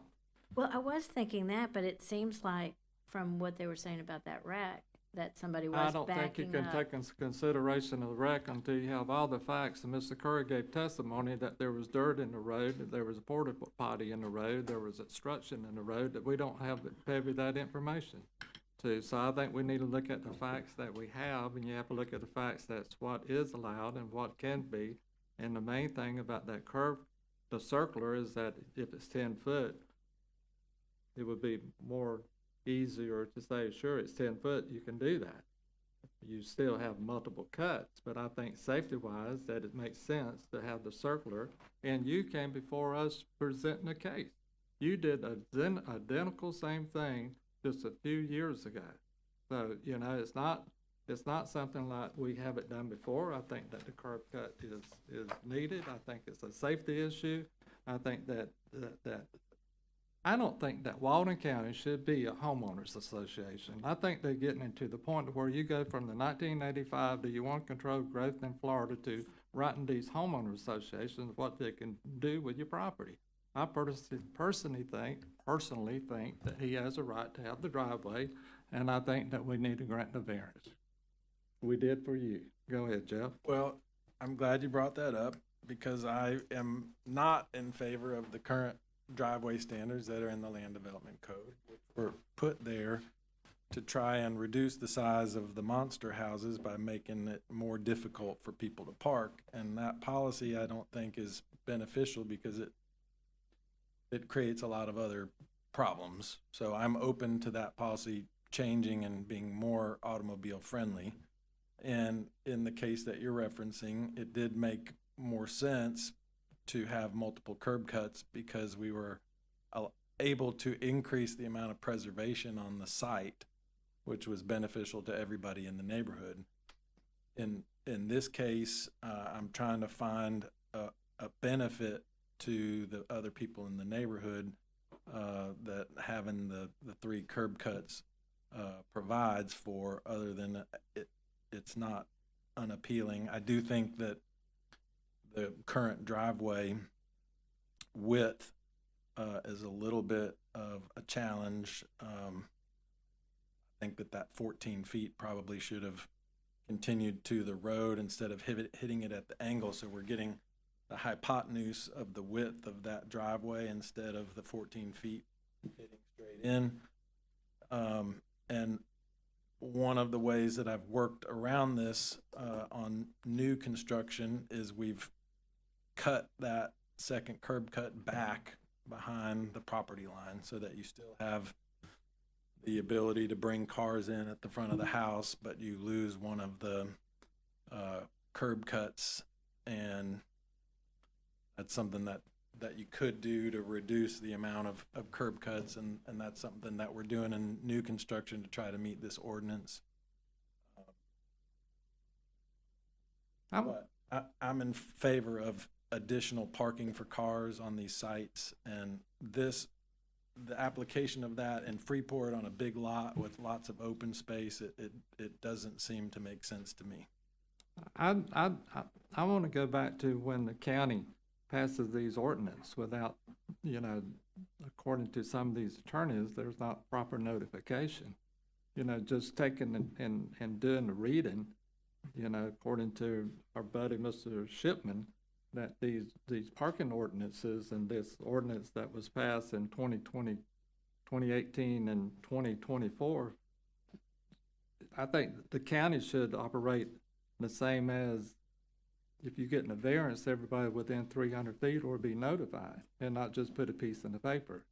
So I personally don't think these ordinances should take too much consideration when they're trying to use personal property to restrict parking, when I don't think that's what the code is for. Go ahead, Chris. Well, I think that, the code, was in place. The portions of the code that didn't allow 2 access points, 2 driveway access points, that was in place. The portion of the code that says that a dual entry or a circular drive like that, semicircular, needs to be 10 feet wide, that was in place. When the new driveway was put down in 2024, be it February or March. So the code's in place at that time. Now, the citizen that put in the driveway at that time, was likely ignorant of the code. I don't think that ignorance should be an excuse to violate the code. The other thing is this, if the citizen does know about the code, what do they do at that point before they put the driveway in? They request a variance because they know that they're violating the code. Or don't they? Maybe they do it anyway and beg for forgiveness later. So my issue is the code's there for a reason. Yeah, maybe it needs to be adjusted and modified. But I think the two curb cuts or the two driveway access points, it's just not something that should be granted in this case. There's no specific reason for this homeowner to have that. And the semicircular driveway is just too wide. And there's no reason for that to be that wide. The homeowner doesn't need it. I think if you drive a 2,500 truck, you need it. Go ahead. 10 foot's definitely too narrow. Go ahead. Yeah, this is a tough one. But in fairness to Miss Margaret, Exhibit F, number 3, does have the circular driveway, a picture of it, and there's cars coming in from both directions. So, in fairness, I do think you have a point on that front. Yeah, this is a tough one. Kind of agree with Chris. The code is written as it exists. If we want to change it, that's great, but it hasn't been changed yet. Yeah, this is a tough one. Paul?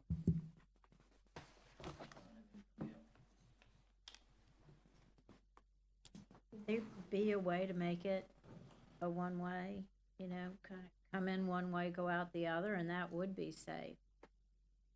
But If you want to put that in the variance, I think that could be put in the variance. Or Who or made the terminate motion? the third curb cut Who altogether. made the motion? Who made the motion? I made the motion. You want to take and amend your motion and that the Well, half it- moon I would don't be? know how that'd be enforceable. I'll amend my motion to make the Half Moon driveway be a one-way driveway, so You that good cars with would go that? one direction. That makes sense. That's a good. It's not enforceable.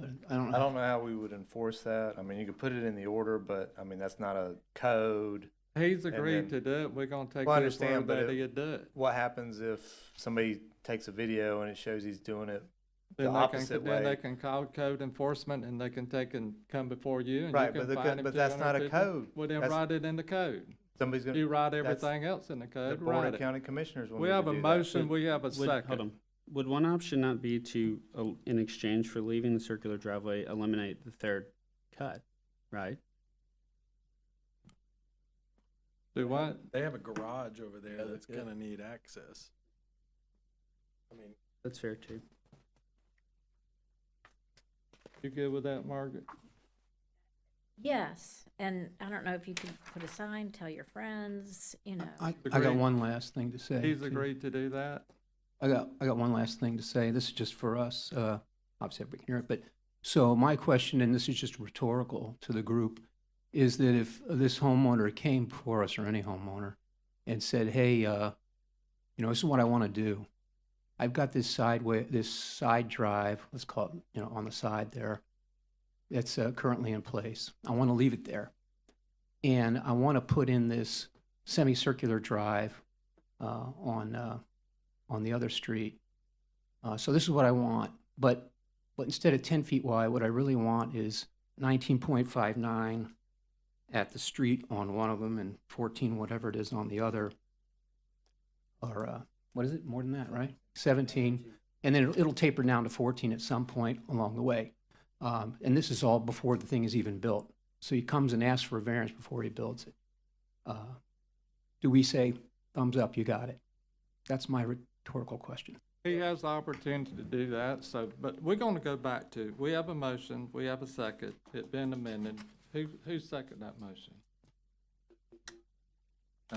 Paul second, and you amend your second.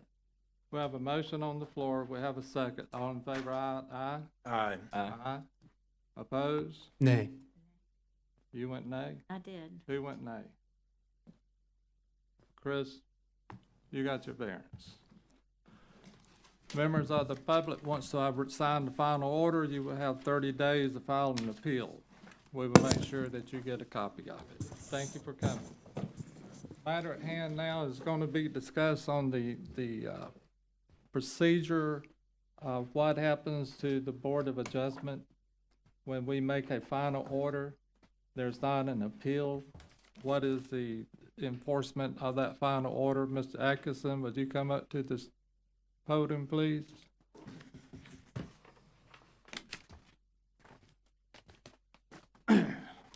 Yes, sir. Thank you, Mr. Chair.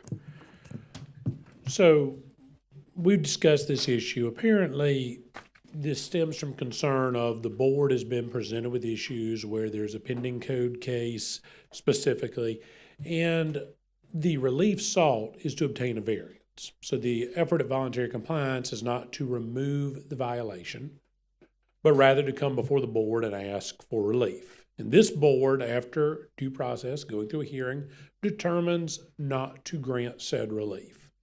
So I've talked to staff about it. At that point in time, your final order is recorded. Whether it's appealed or not, we come to the point where your order is upheld or fully enforceable, whether it's after the time for appeal, after a circuit court approval, or otherwise. It appears that there is a gap in the county's process, that at this point in time that's happening, but you'll note, and we sit here today, we have planning with us, and don't want to put Mr. Dykes in a bad spot because he is your magistrate, but planning's not the one presenting those code cases to Mr. Dykes. It's code enforcement. But who's not here today? Code enforcement. Wait, Mr. Atkinson. When does it become a code violation? Whenever, in the past, when we heard a case and we denied a variance of a house setback or a parking or a garage, the 30 days is up. Instead of going to code, maybe we didn't have code, we didn't have a magistrate, it went to circuit court. Well, the county certainly has rights under 162 to pursue circuit court action to enforce its code violations if it wants to. I can tell you in the 5 years I've been here, I've yet to see the county exercise that.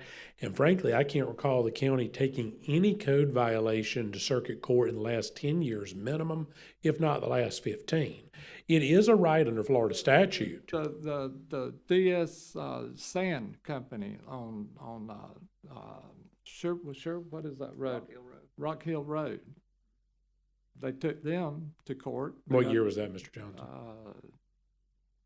It was yesterday. It was just yesterday. Yeah, but, well, I said 10 to 15 years, so It was forgive me. We're just outside of that. And I don't know that case off the top of my head because I wasn't involved in it. What I would say to you though is to get to your point, that I know what this board wants to make sure is that our codes are being enforced, especially after it's come before you. The gap I see in the process, I've talked to Mr. Schoen about this, and it is something that we intend to start implementing coming out of these hearings. It may or may not be a violation in the sense that it has been noticed as violation by code. If it already has, and so let's take that case first. It's already been noticed as a violation. It either has or has not gone before the magistrate. What we're going to do after you enter your final order is that is going to be delivered by planning back to code and then to the magistrate at their next available hearing as an update that this matter was presented to the ZBOA to seek relief, to come into compliance, and that relief was denied. That way we make sure there is not some drop of the ball or the handoff between the two. Now I want to go to your issue. Somebody comes before you, seeks a variance for something before they've been cited. I guess theoretically that does happen. I can't say I've seen it very often, but certainly it could. In those cases, it will be my recommendation that we turn that over to code to initiate the violation proceedings at that point in time, because the person has come and given sworn testimony they're in violation of the code. Before you, we have a public record, and then code can go forward with their investigation, notice the violation, and take it to the magistrate. I will be glad to discuss with the Board of County Commissioners if they wish to use civil remedies. I will note that since 2003, Florida statute when you're dealing with proceedings and supplement to your code enforcement process. While it does still allow the county to take circuit court actions, does provide something that makes it less desirous of governments, at least in many cases, to go forward with that. And that is that a person can come in and say, I can't afford an attorney to represent me, and the county then has to pay for them to have an attorney like a public defender. So what you see right now is a lot of counties are passing that up to go through a code board or a magistrate because of the overall cost of trying to get a circuit court remedy. But you sit there and say that you don't want to pay for that attorney, but you have this case with Mark Douglas, where there was a fine issue, and I understand there's $40,000 that is owed on that property. And I guess now he's coming in compliance, and they're gonna write that off. So what's the Well, difference? I can't speak to whether they're gonna write that off, But Mr. why- Johnson. That was not the board's direction. Why is the county concerned about not paying for an attorney if they can't afford it? I didn't say this county's not, Mr. Johnson. I simply said that is one reason why you see a lot of counties not go through that process.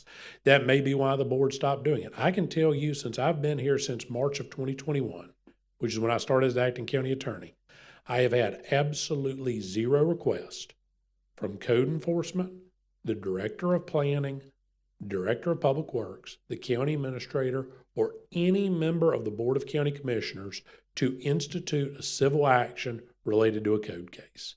Absolutely none. The first one they ask will go through the proper process and start, I can assure you.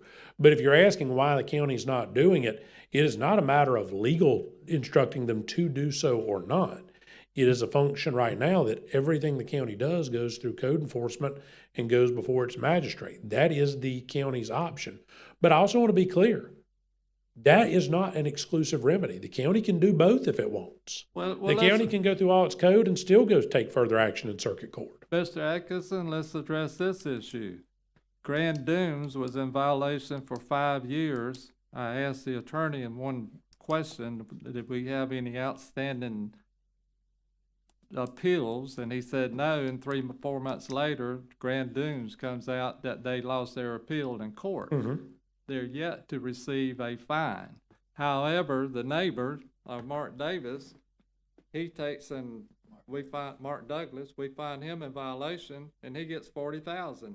So you say that it's code and it's a magistrate, why don't they treat them all the same? You'd have to ask whether the code board at the time levied that, or you'd have to ask at those hearings why those are assessed in those ways. I cannot speak to either, as those are handled by the magistrate or previously the code board. It's my understanding that Grand Dunes is not in compliance yet, are they? I'll say this. They were I'll say this, Mr. Johnson. I don't know whether they are or are not. What I would say is that to the extent that this board issued an order related to that project, it has been upheld by a circuit court in its appellate capacity. What I previously said at the outset of this hearing is exactly what we should be doing. We should be sending that order back through planning after it comes through here, over to code, and then over to the magistrate to make sure they're aware that's happened, so that if there was an abatement, if there was anything that stopped that process, that it immediately restarts. So the fine doesn't start the clock ticking until the appeal process is resolved. Not necessarily. That has to do with the magistrate's order. I can shed some light on some of this. You know, serving in that dual role for this board And as I well as think that's a magistrate. conflict. Well, and we'll talk about that. If you think there's a conflict of interest, then I send do it think over it's to a the, conflict. Then send it to the Florida Bar if you think it is. We're gonna address it tonight. Let's address it tonight. We are going okay. to. Well, what's my conflict of interest, Mr. I don't think Johnson? you can serve on the magistrate and serve on this board. Why not? Because I think that you're not doing your job. You sat there with Grand Dunes, you haven't issued any order, got any fines against them. So let's talk about Grand And Dunes. then you take the So, other one hold and on, you do Mr. that. Johnson, you brought up Grand Dunes. So Grand Dunes never came before the magistrate. So let's clear that up very quick. Hold on, just Why let did me it finish. not? I don't know.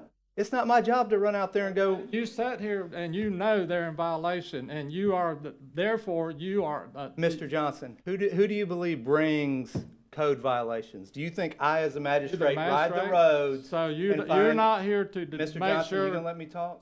In a minute. Okay. You're not gonna sit here and enforce our final order?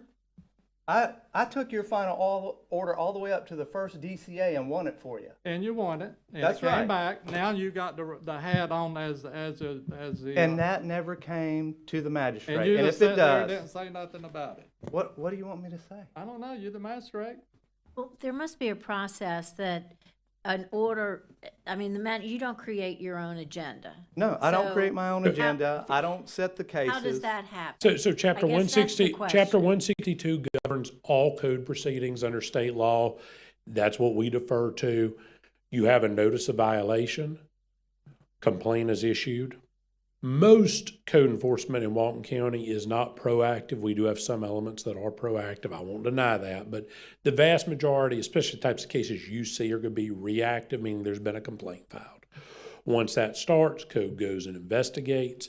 They issue the proper citations. If they do, the notice is a violation. If the person does not come into compliance within the time prescribed, it is then taken before a code board or a magistrate. In Walton County's case, it's before a magistrate. So that is how that process would work. Now, But who sends it there? I the think code, that's the code question. officers, code enforcement, as a department does. What I've identified here after speaking with Mr. Johnson, I very much appreciate him taking the time to go through this. While, Mr. Dykes brings up that's never been before him, that's why you're not having a fine accrue. It's never gone before him. What I see is a huge gap in a process that somebody can basically flaunt the code, come here, seek relief, the proverbial, I'm going to ask for forgiveness and permission in this case, which doesn't make sense to me, but they do. They lose, they appeal, they lose again, and all that's been a cost of doing business allows them to keep acting in violation of the code, and it appears it doesn't then get addressed.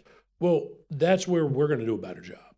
That's where we're going to make sure the left hand of staff knows what the right hand of staff is doing.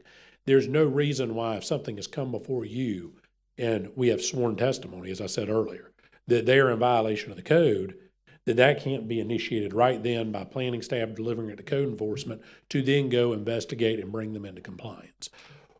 For the Board of County Commissioners and the county as a whole to take action, we've got to make sure we're getting those complaints in the right place, Mr. Johnson. And we're going to make sure that starts happening because I'm very sensitive to what you're describing here. Now I'm going to be very clear. You're not going to hear me talk about any of those cases specifically for a wide variety of reasons. But what I will tell you is that we see, and Mr. Schoen and I have discussed, certainly one of the more recent circumstances that you referenced in terms of bringing things into voluntary compliance. There's got to be better communication between what happens here to code enforcement to then do their job and bring it to the magistrate. And if voluntary compliance is happening, it needs to be through a formal process. And if it's already been in a very public process, it needs to stay in a public process. What we don't need to do is take something that's been very public, go behind closed doors, Right. and resolve it. Right. Now, let me be very clear with you. That's my opinion. That's my legal advice that I am telling you right now that I give to the Board of County Commissioners and the county administrator. Can I tell you that's how that's been in this county for 20 plus years? I can tell you that apparently everybody prior to me has had the exact opposite opinion on that. And it may be that 3 or more members of the Board of County Commissioners have an opposite opinion of that and they vote and I don't. But I'm more than willing to tell you that that's how I believe we should be handling those matters. But the magistrate only started about 4 years ago. I believe 2019 or somewhere in that range, 2020. It was right after Boots McCormick got elected, about 2 years after he That'd got. been 2020. So it's only been in Past 5 years then. past 5 years. May I ask a question? You talk about code enforcement being reactive, which it is. It should be proactive, but whatever. When somebody files a complaint with code enforcement and it's moving through the system and it goes to different places, why is the person who makes the code complaint not informed all along the process? Because that might kind of fix whatever the problem. Other than to say that our system fails in that regard, I can't give a direct answer to that. Because if you make a code complaint and it goes to the magistrate, you don't know about that. You don't know if it goes back to planning. There, We there don't know should be about- notices sent now in magistrate hearings if you are the complainant. That should be happening. I'm not, if you're saying that's not happening, I will definitely look into that because that should be happening.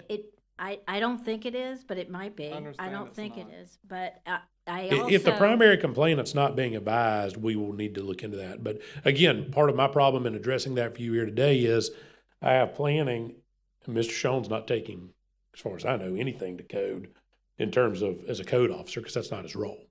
But I think wherever it goes, if it leaves code, the person who makes a complaint needs to know how the issue was resolved, if they have to do that. And I can tell you, I will say this, I won't step on Mr. Schoen's toes. He's the planning director.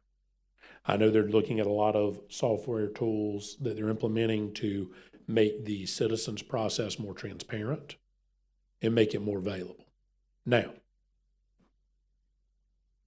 in my experience, and in looking at these for other local governments and municipalities, the ability to do that exists for code and code-based process. Now, that being said,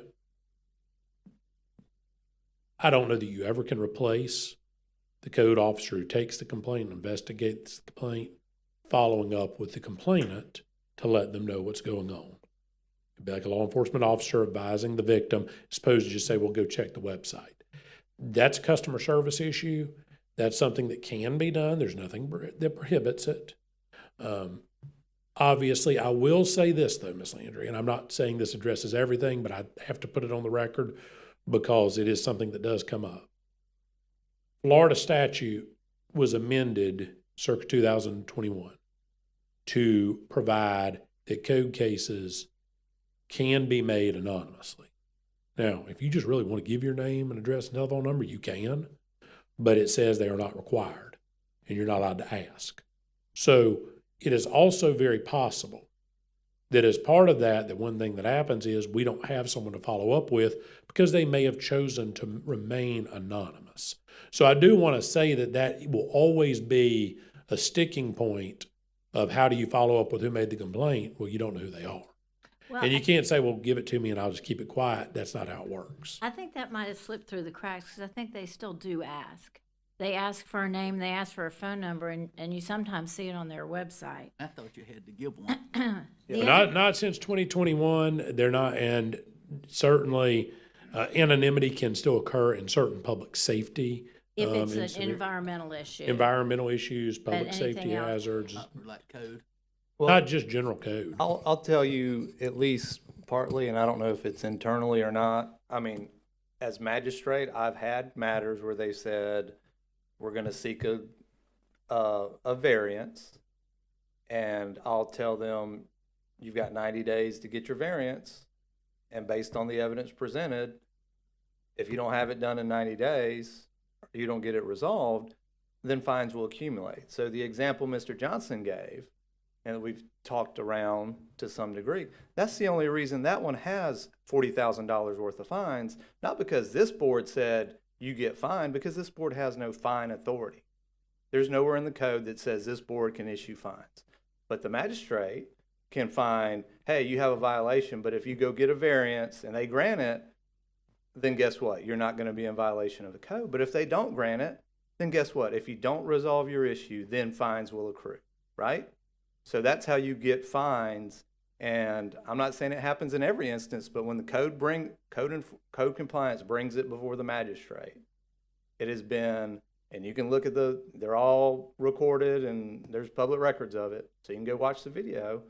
If they say, we're going to go get a variance, or we're going to request, or we're applying for a variance, the most they usually get is 90 days to try to get in front of this board. And I'll even tell them, look, I'm finding you in violation. I did this last week. I'm finding you in violation. And if you are seeking a variance and you think that because I just found you in violation of the code, if you think that's going to cause a conflict of interest, you let me know so I can make sure this board has an attorney here so you don't have that problem. So when you get up here and you ask for a variance, then I'm not the guy that you're saying, oh man, he was the one 2 weeks ago that just said, I'm going to get $250 per day fine if I don't get this variance. And he said, thank you, sir. I'll take that into consideration. And I'll look for it, and I'll bring it up, and I'll ask again, hey, if you think it's a problem for me to serve on this board because I found you in violation, or not serve on this board, give this board legal advice, then let me know that. So I'm very mindful of that. But yeah, so the example you've given, the only reason there's $40,000 worth of fines is because he went to the magistrate and he was found in violation, and those have been accumulating since he has not brought the property into compliance. In the days when Alan Ramey was the attorney, he would take it to court and get a court in order to remove the structure or mitigate it. It Well- did not go for a magistrate to start a fining process where there's no remedy to collect the fines if it's a homestead. Well, so then you have examples of those individuals, because if it's a homestead, you've got homestead issues where you're not going to be able to foreclose on the property. So usually the remedy is you go foreclose on the property if it's not their homestead. Foreclosing on the property and remedy of a Board of Adjustment order that they're in violation of a variance is enforceable, is it not? Only through code. It's Yeah, I not mean, through it's not through the court. No, you've not, your order. So what you're doing is you're either issuing a variance or denying a variance. If you deny a variance, your action is only a denial. It has not established an obligation that's enforceable at law, because the obligation that's enforceable at law was the compliance of the code that they sought a variance from. So you've got to go right back to code enforcement. Now, if you grant someone relief and then they fail to comply with that, if that non-compliance also is a code violation, then you have two forms of relief. You can have a circuit court order, deck action, injunctive relief or otherwise, that the county could pursue to enforce your order. Or if it was a violation of the code, it can also or independently go to the code board. If for some reason the Board of Adjustment here puts something into an order that it doesn't have that it doesn't have a code-backed reason, and it's enforceable, yes, we could go to circuit court and ask for injunctive relief, monetary damages if that's appropriate or otherwise. And certainly the county can always choose to do that in those scenarios. But just because the Zoning Board of Adjustment says, no, we're not granting you a variance, that does not automatically find them in violation of the code. They still have rights under Chapter 162, which governs code enforcement, that they have to go through. Appreciate the explanation. Now, as to Mr. Ramey, I do want to comment on that. You are correct. I've gone back, I've tried to look at that. The vast majority of this, Mr. Johnson, appears to have occurred before I was even practicing law in Walton County. So we're talking about well over 20 years ago now. That's probably correct. Now, the current code enforcement, the code enforcement statute 162 started in the early 80s. The current version we operate off on widely was established in 2000. That's when most of the fine and notice issues started to come forward. There were some changes in 03, 04, if I'm not mistaken. So you're going back about 25 years from this. It is entirely possible that he operated under a former version of the statute, or alternatively, if it was prior to 96, and I think most of what I've found indicated in the 92 to 94 range, and I know you'll correct me if I'm wrong. That's true. That was prior to the current Land Development Code and Comprehensive Plan, which similarly had a different set of rules and regulations for the county to operate under. The county has moved to more of a standardized set of approaches here as it has evolved. That's a whole separate conversation. We won't get into the benefits of those changes post 96, but I will say that it appears most of those happened then. As it is right now, the order to obtain a circuit court order to remove a structure typically requires it be unsafe, typically requires it to be a public safety hazard. However, certainly someone can choose to remove a structure to come into compliance to avoid that, all the way up to a final judgment of foreclosure. And so they can voluntarily take that step. Can you ask the court just to remove somebody's property when it's not a health and safety hazard? I've yet to find a case under the current code, Chapter 162 statutes, that has authorized it unless there's a health and safety issue. And that current code started in 2004? 2,000 is the fine-based part of that is the most prevalent. I mean, the original statutes were 82, but they've been amended over the years. Go ahead, Paul. So like on the case with Mr. Douglas's property, and, where we had made a final order to Deny. have him bring it into compliance, or Well, it was to deny the variance request. we denied the variance request, but then, the way I understand it, it went, but somewhere to Mr. Shawn and somebody else behind closed doors, and they come to some other kind of agreement that, and Mr. Douglas wasn't even involved in it. So what I'll say is I would ask any of you interested in that to listen to the explanation provided by Mr. Kellenberger at the last Board of County Commission meeting. I think that was the most thorough explanation that could be given. I'm not personally involved with any of those processes. I learned about every bit of what Mr. Kellenberger said the same time any of y'all heard him say it. So with that being said, and the brief conversation I had with Mr. Shawn to prepare for tonight to make sure I understand, the reality of that is the person came forward with additional property to obtain voluntary compliance, requested for that to be reviewed. What I would say, and what I am encouraging staff, and Mr. Shawn's heard me say it, so he's not surprised to hear it now, is let's use that as a learning lesson. If that's completely correct and that's how it comes into voluntary compliance, let's do that as part of a magistrate proceeding or present it to the magistrate. Let's make sure the magistrate agrees that brings it into compliance. But let's make sure the public's involved. To your point, Ms. Landry, let's make sure somebody, Mr. Douglas, is knows what's going on, and we don't just walk into a situation where someone's come into voluntary compliance without anybody knowing about it, fines disappear. Why is it still there? I didn't know my neighbor bought this extra land. The reality, and I'm not going to speak to Mr. Douglas's issue here, but the reality is people can cure code violations. And they can do them in a wide variety of ways. Some people spend exorbitant amounts of money with engineers, architects, and otherwise to create solutions that solve their code violation, but don't readily change the look of a site. And I've seen that with stormwater. I'll give that example before me being a county attorney. I can think of a client that went through a great amount of effort to get permitting for underground stormwater vaults in an area on the east side of this county when nobody was doing those. And their whole point was, we will engineer underground stormwater vaults that will not affect the structural integrity of our site. And they brought in architectural teams and structural engineers that do work down in the islands to make this happen, because their position was they did not want to disturb the actual vegetation they'd kept on their property. They said, no, we built this house, we built what we were supposed to, and I get it. The stormwater is running off my property. I get it. We're in violation, but I wasn't going to rip out all my trees to put a stormwater ditch in, and you're not going to make me, so I'm going to go incur this cost.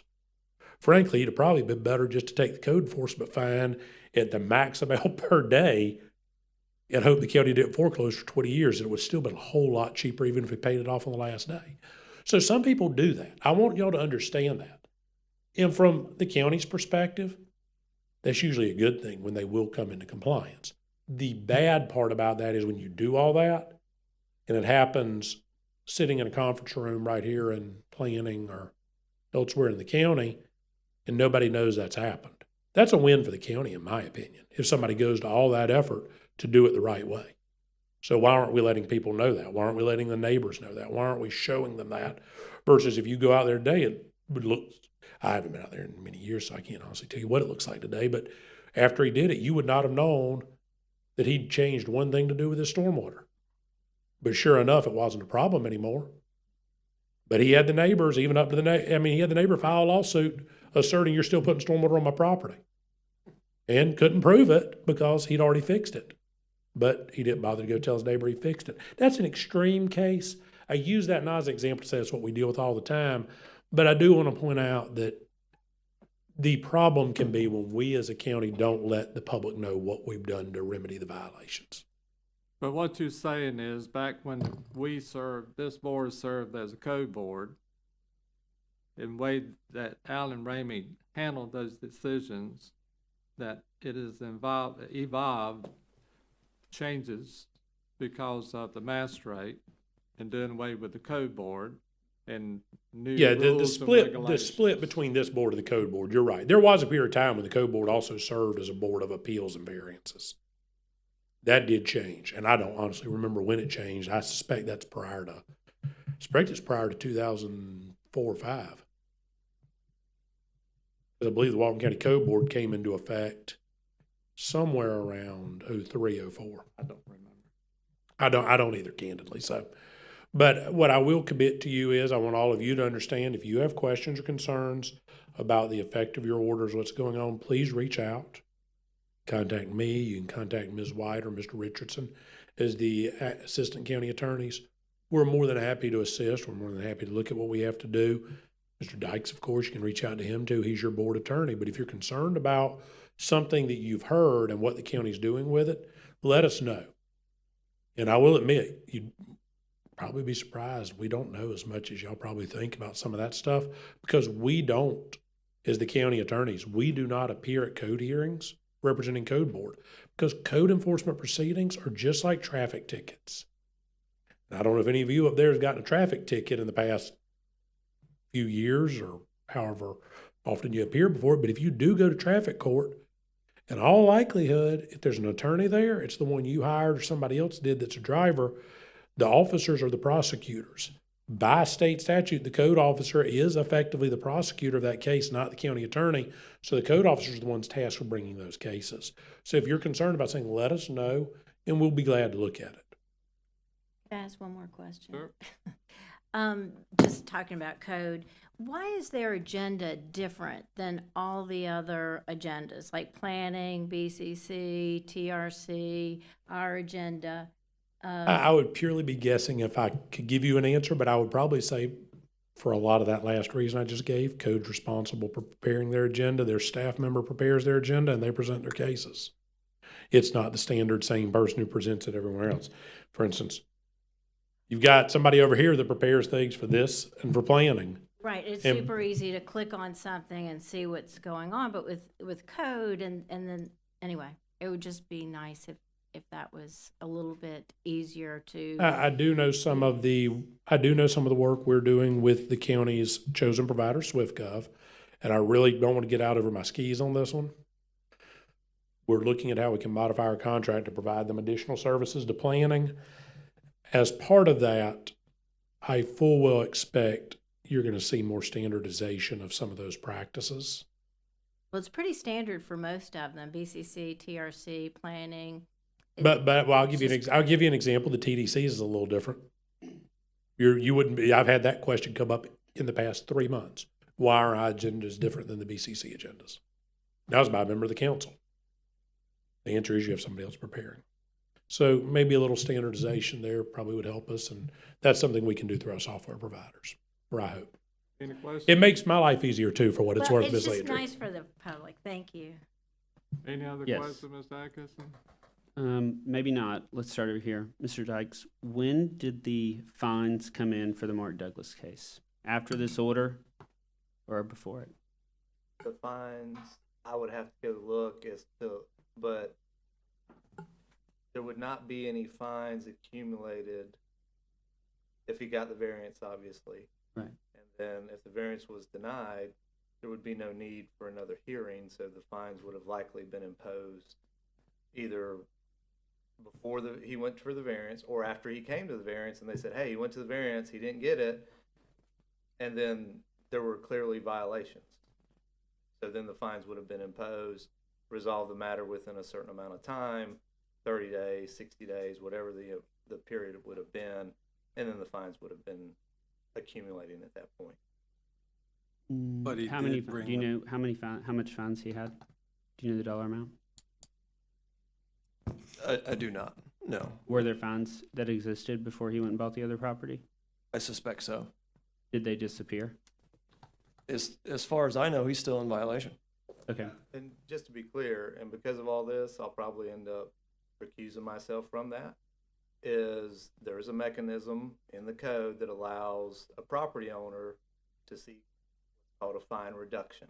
And that's if they bring their property into compliance, fines have accumulated, then they can come in before the magistrate, because the magistrate issued the fines, and seek mitigation of those fines. So an example might be you get $10,000. You say, hey, look, part of this was I couldn't get the surveyor out there. County couldn't review my plans quickly. Somebody was sick, whatever. You know, I had family issues, whatever. They can bring those, and then under the code, the magistrate can reduce the fine or not reduce the fine. You know, so it could be zero, it could be the full amount. I will tell you, my practice has usually been after, if I do give a fine reduction, it will be reduced, just whatever, and they have 30 days to pay that reduced fine. And if they don't, then they're told that the full amount will go back into it. That way, they pay timely, it's done. So as far as what they're saying, I can tell you that has not, that I recall, come before at least me for a fine reduction. And, you know, because of what's going on tonight, I don't feel comfortable that he would feel like he got a fair shake. Yeah. So I would probably have a substitute magistrate handle that, just so there's that separation. Is there a deadline on the time to appeal for a fine reduction? No, it's all done at this level, at the Okay. magistrate level. So, I mean, they're not guaranteed a fine reduction. Yeah. No, that makes sense. I mean, I guess my thought was kind of, you know, if he had accumulated fines, then we went behind, you know, closed doors and we, bought this property, which is very interesting considering he justified not wanting to take the barn down because of fiscal issues, and yet he had enough money to go buy another piece of property. But even if he does go buy a piece of property and it's hypothetically in compliance, the fine should still be enforced, correct? I'll take whoever on the hypothetical question. I'll restate it as hypothetical so you don't have to get put on the spot. So because this could be a real issue, I don't know that you're going to get a direct answer from anyone. What I would say is the county does not have a policy that says we will automatically forgive, reduce, or abate fines if you come into compliance. I do represent other localities that are not Walton County that do have language dealing with the abatement or forgiveness of fines that are vested with certain administrative or executive level officials in those local governments, provided compliance is shown, provided certain things happen. But typically, it is after something has been brought into compliance and it is an offset. To go more specifically to Mr. Dyke's point, you tore down a structure and you paid this much money to demo it, haul it off, take it to the dump and the property, and that was the violation, and your fines were $40,000 and you paid $20 to do it. Yeah, you fixed it. You, more times than not, at least in that case, they're going to be glad to take $20,000 from you, unless you're trying to do it at a closing and you're now selling the lot for $100,000. In that case, no, we'll take our full amount. But so what I would say is it is case by case. That's the discretion of the code board or the magistrate, and that's true everywhere. So, but I know of no policy and I know of no direction. And candidly, I don't know. I mean, you'd ask Mr. Dykes, he'd be the better one to answer that part, but I don't recall the planning director ever showing up and advocating for a fine abatement or reduction on something that's come before the ZBOA and been denied. Now, maybe on something that they've been working on large scale, long term, but I mean, he'd know better if he's seen one come here, get denied, show back up, and staff advocate for it. I can't think of that in the last 5 years, and I'd be shocked if it happened very often. Okay. Back over to planning. You said, as far as you know, he's still not in compliance. And we can make it hypothetical so no one's conflicted out. Well, yeah, as far as I know, there is still compliance issues there. And so what happens then? We have a denial, fine still going on, so next it goes to Mr. Dykes? Magistrate code continues through the process. Well, I mean, I guess the issue would be if they're violations, you know, for economy's sake, I usually don't say, well, go try for your variance and then come back in 90 days and let me know what happened. It's at those junctures, the idea is, okay, you have this amount of time, you started the process. You know, good luck to you. Go do the variance request.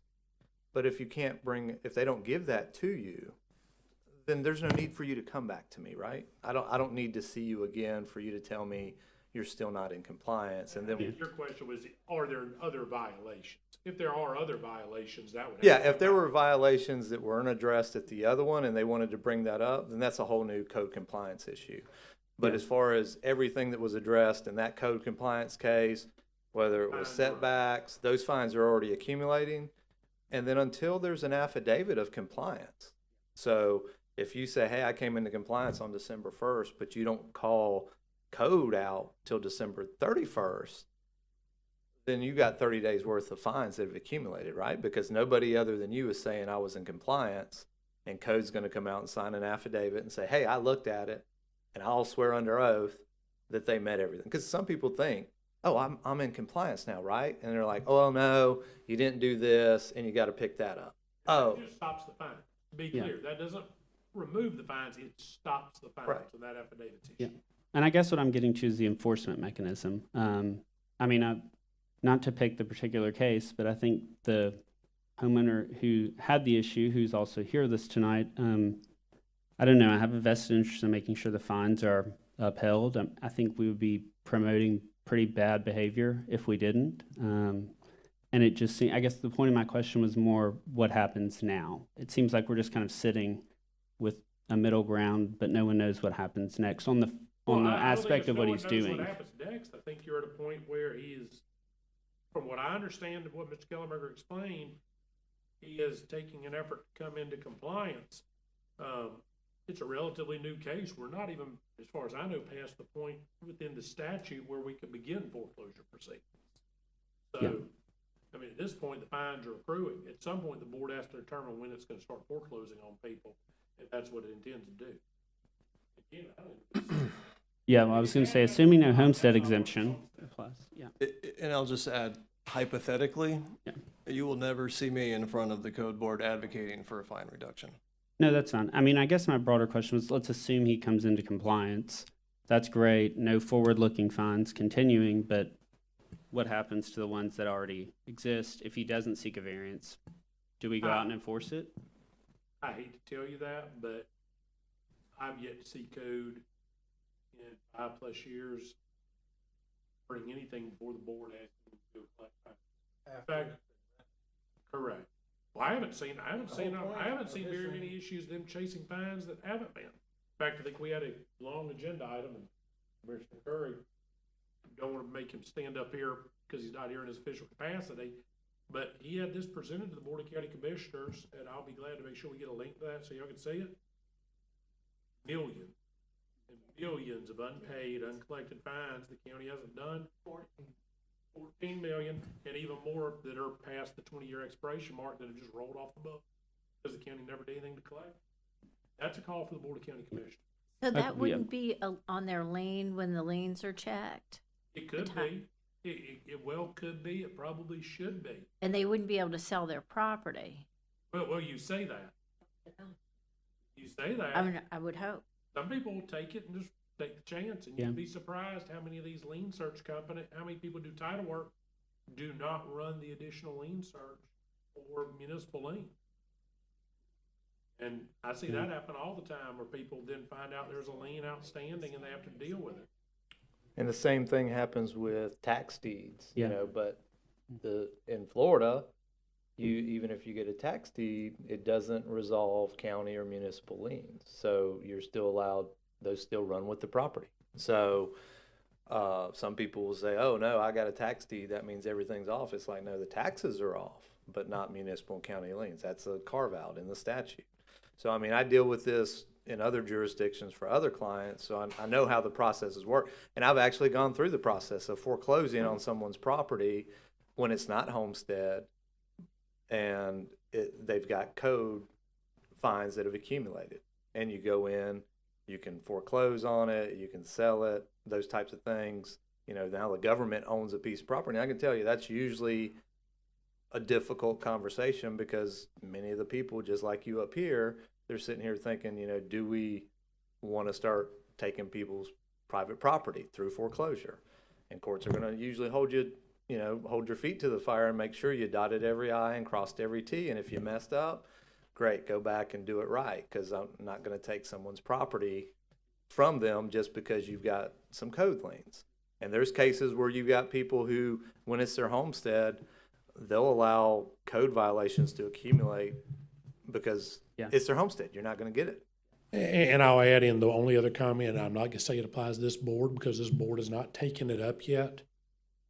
But there's a huge problem statewide in Florida with this issue, where local governments have been challenged in the past 7 or 8 years it started, where they would take a property back, the violation would still exist, and then they would be sued under equal protection clause and discrimination and selective enforcement, saying, well, you took this property back, you foreclosed, you took it away from me, or you took that person's property away from them, and now you're citing the same code violation on my property. Why is that grass still too tall? Why is that dilapidated structure still there? You're not cleaning it up. And the government's answer is, we don't have the money to bulldoze and haul off all these buildings either. And I can tell you exactly what federal courts think about that under equal protection. And if you're the government and you endeavor to do something, you have an obligation to do it right, is the general rule of thumb. Now, I'm not saying that's where Walton County ends up on that, but I would say to your point of, that is always a factor of, just so you foreclose and you get the property, you still haven't remedied the code violation. Somebody's got to go then and remedy it. And what is that remedy? If it's tearing down a house, that's one thing. If it's major earthwork, contamination, things like that, is that a problem you want to buy? But it's a complex issue. I'm always glad to talk to any of you about that. I'll be glad, Mr. Johnson, you're welcome to invite me back on any other issues you want me to be here for. But I appreciate everybody's time on those issues tonight. Thank you. Thanks, Clay. Anyone else in the audience like to speak on this? Come on up, Mr. Curry. Don't get yourself in trouble is what I'm worried about. Dan Curry, C-U-R-R-Y. I just wanted to answer Ms. Landry's statement on some of the anonymous complaints and all that. You got to take in consideration, and I hate to say this, but going through the process I just went through opened my eyes to a lot of things, especially in codes. I found out that there is an anonymous, after the fact, procedure in there if it has to deal with preservation or conservation, if you're doing something in that, or public safety. But I also found out when the code officer comes to that complainant, that they like to shut their body cams off and discuss who the complainant was when he shouldn't have been. I also was witnessed through this process. It was almost like it's an activated HOA complaint department.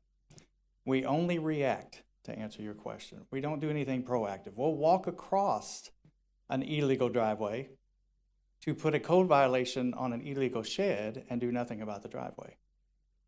We will walk across a driveway of the complainant that is not in compliance, but then issue a complaint to the person across the street that is out of compliance. So we have a lot of work to do with codes, and I think it was probably more than 14 million that we just let run off. 14 million would do a lot for this county in many, many ways. But the code department really needs to be gone through, and I hope that don't get me in trouble, Mr. Clay, but it's a weaponized HOA department is what it is, because we are reactive. We don't do anything proactive. And that's what I've figured out through this process of mine.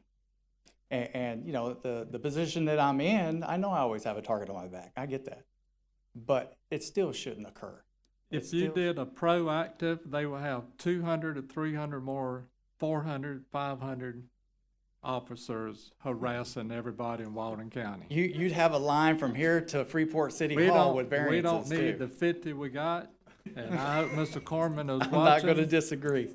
We need to get rid of what we got. We But sure if you don't need notice, proactive. they must be out busy, I have to because say I every disagree. night there's no code compliance cars out here. What Now, did you say? I disagree with you. You're entitled. We got enough on the agenda. Chance to address that, you are the policymaker. Mr. Douglas? While he's walking up, I guess that was gonna be my question is, at the next meeting, is there a way we can get an update on the status of where this one stands? I think that's certainly fair to bring that back since it came before you. I think that can be arranged, to have whoever's involved come here and present. Let's ask whoever the lead code officer is to do it. I would say we probably need to be cautious, Mr. Douglas, especially if there's gonna be proceedings for Mr. Douglas. It sounds like he's already acknowledged he's probably gonna be refusing. Let's just be cautious what we say here that may get into a future proceeding that can affect the county's ability to take action. Yeah, just a generic update would be. Well, no, we can give you a real update. I'm Yeah, just saying, no, I know. it's probably I know, tonight yeah. before that happens. Yes, yeah. Mark Douglas, for the record, Douglass. I wasn't sworn in, but I'll swear to tell the truth right now. Well, this is outside of Yeah, the this is quasi judicial. Wasn't here. Okay, thank you. I just want to speak to a couple of things that Mr. Atkinson spoke about. He said you don't have to give your name to code. The recording, when you call, tells you you have to give your name by Florida statute. So that's not accurate. Okay, just if I could have made an anonymous complaint, I probably would have done so. We'll make sure that's addressed, Mr. Douglas. That's absolutely contrary to Florida. That is a record. That's the outgoing recording when you call. Oh, I believe you. Okay. But I haven't called and made it, so we'll make sure we Well, address it. He has a witness in the back. You also spoke to, decisions made in the sunshine that are decided in closed doors. And in this case, that's exactly what happened with Mr. Schoen. And there was a lot mentioned about code in this thing. And of course, you have to call code to get the ball rolling on where I am. I would rather it would have lived and died in code and never made it to the zoning board. But Mr. Schoen claims that Mr. Corman was at said meeting where this was decided. I spoke to Mr. Corman and I spoke to Mr. Kellenberger. He also told Mr. Kellenberger that as well. Mr. Corman denies being at the meeting. Okay, so he was either somebody wasn't telling the truth to Mr. Kellenberger or me or both. Okay, so one of the two. Another thing I would like to say is Mr. Story brought up a point I really think must be considered even by the planning director, that if the man was willing to perjure himself by saying it was a financial burden at both the code hearing and in front of this board, and then he's able to purchase the property next door, that obviously was not a true statement. And I guess I'm asking, is there any penalty for lying under oath at one of these hearings? Because that's basically what took place. And also, I guess what I'd like to say is, we also mentioned, Mr. Atkinson did, that if there was another violation that came up, that would be another case. When the perpetrator kept working on the building, I called in another code. They generated a number. Again, you don't get follow-up. I've gotten no follow-up. In fact, quite honestly, they'd rather get you off the phone and make you shut up than to call and talk to them. And planning is worse than code is. At least they'll talk to you. Planning won't return your calls. That's been it took me 3 weeks to get Mr. Schoen to return a call when I was literally calling daily and even asking his coworkers to please have him call me or address the problem yourself. I guess there's so many questions about this deal that was made in this backroom thing. Number one, you're giving a 7-foot setback on a road where every other person on the Mr. street has a Douglas? 20-foot setback. Mr. Douglas, I'm going to interrupt you, and I tell you why. According to Mr. Dice, he has not agreed to any reduction or any deal. And according to Mr. Dykes, if there's a deal made, he's got to approve it. So we're gonna trust his word that there's not a deal, so we're not gonna entertain conversation there is a deal. I got you. Well, to that same conversation, when I finally did get Mr. Schoen on the phone, I asked him about the future of the street. He said that what kind of street improvement project would happen on that street. So apparently the 7-foot setback has no effect on the future to our planning director. Also, that came out in this, my conversations with the county administrator, was that the perpetrator brought 2 different proposals in. One was the one that was accepted with the 5-foot cutoff of a side setback, which Mr. Douglas? I guess what I'm asking is the other proposal was a 20-foot setback. Mr. Why was Douglas? that not accepted? According to- That's not a question for this board at this point. I mean, That's I think okay. that could be answered by Mr. Schoen or Mr. Kellenberger if they choose to. Thank you, Mr. I'm sure they Douglas. don't, but thank you for your time, and I'll just put it this way. If if the perpetrator is allowed to have a backdoor meeting or a closed-door meeting with the planning director to basically work out a variance and a way around, I would like to also meet with the Mr. planning director Douglas? to file an appeal Mr. and Douglas, have him walk my, okay. we appreciate you coming before this board a number of times. And you have helped educate this board. Mr. Atkinson's helped to clarify what we used to do. We don't do no more because they keep changing, and I understand that now, and I appreciate them coming. But you have shed light on a great deal that the planning department's gonna correct, the legal's gonna correct, and they're gonna be an understanding to everyone, right, Mr. Shawn? And we appreciate you doing that. Thank you. Thank y'all so much. Anyone Thanks else? for listening. Anyone else? Come on up. State your name for the record. My name's Alicia Kuhn. I'm landscape architect here in Walton County. I just wanted to know about the role of the board in general. Basically, I just wanted to know the information that you guys have whenever you're here to make a decision.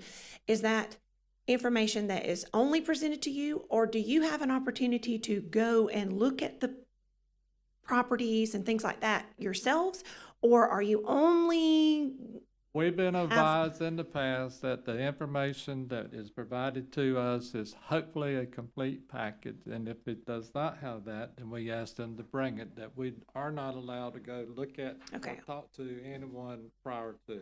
so whatever information is pertinent, or the client or someone that my client, for example, I deal with a lot of code enforcement cases, that they might feel is pertinent to you, they need to provide and they need to present and be sure is in your package when it arrives here before this board. These are quasi-judicial hearings, so similar, not completely like a court of law, but maybe a shadow of that, if you want to say that. Mm-hmm.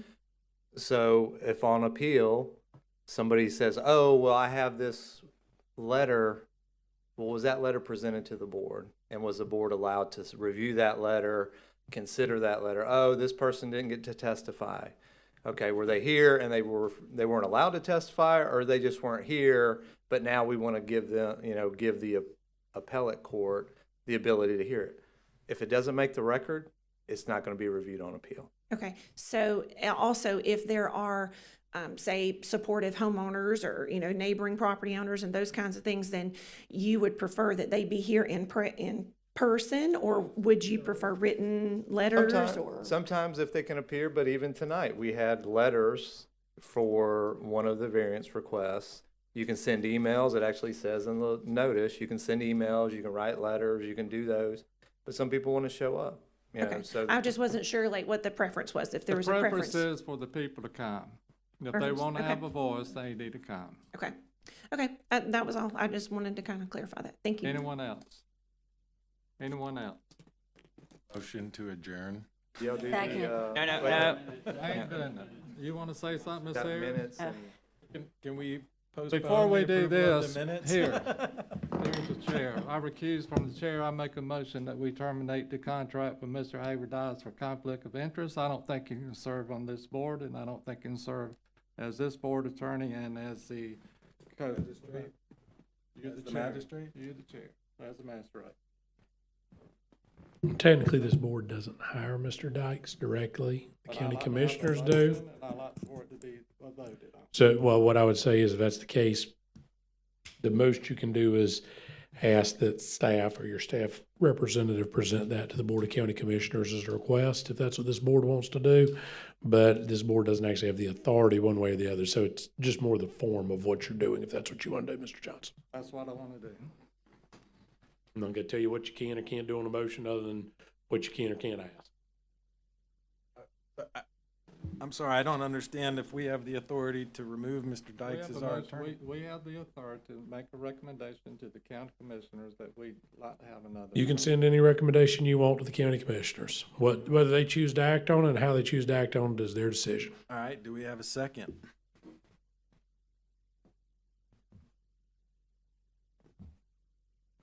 I guess the motion fails. Dies for lack of a second. I For try. lack of a second. Minutes? To approve the minutes? Second. All in favor, aye? Aye. Aye.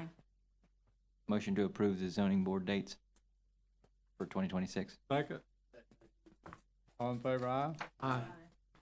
Any other business? Motion to adjourn? Motion to adjourn. All in favor, aye? Aye. Aye.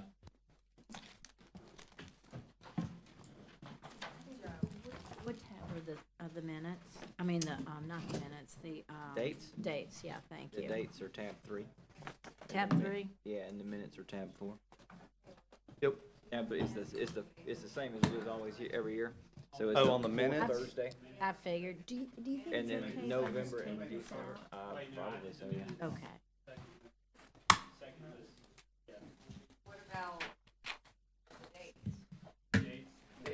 I did the motion for that.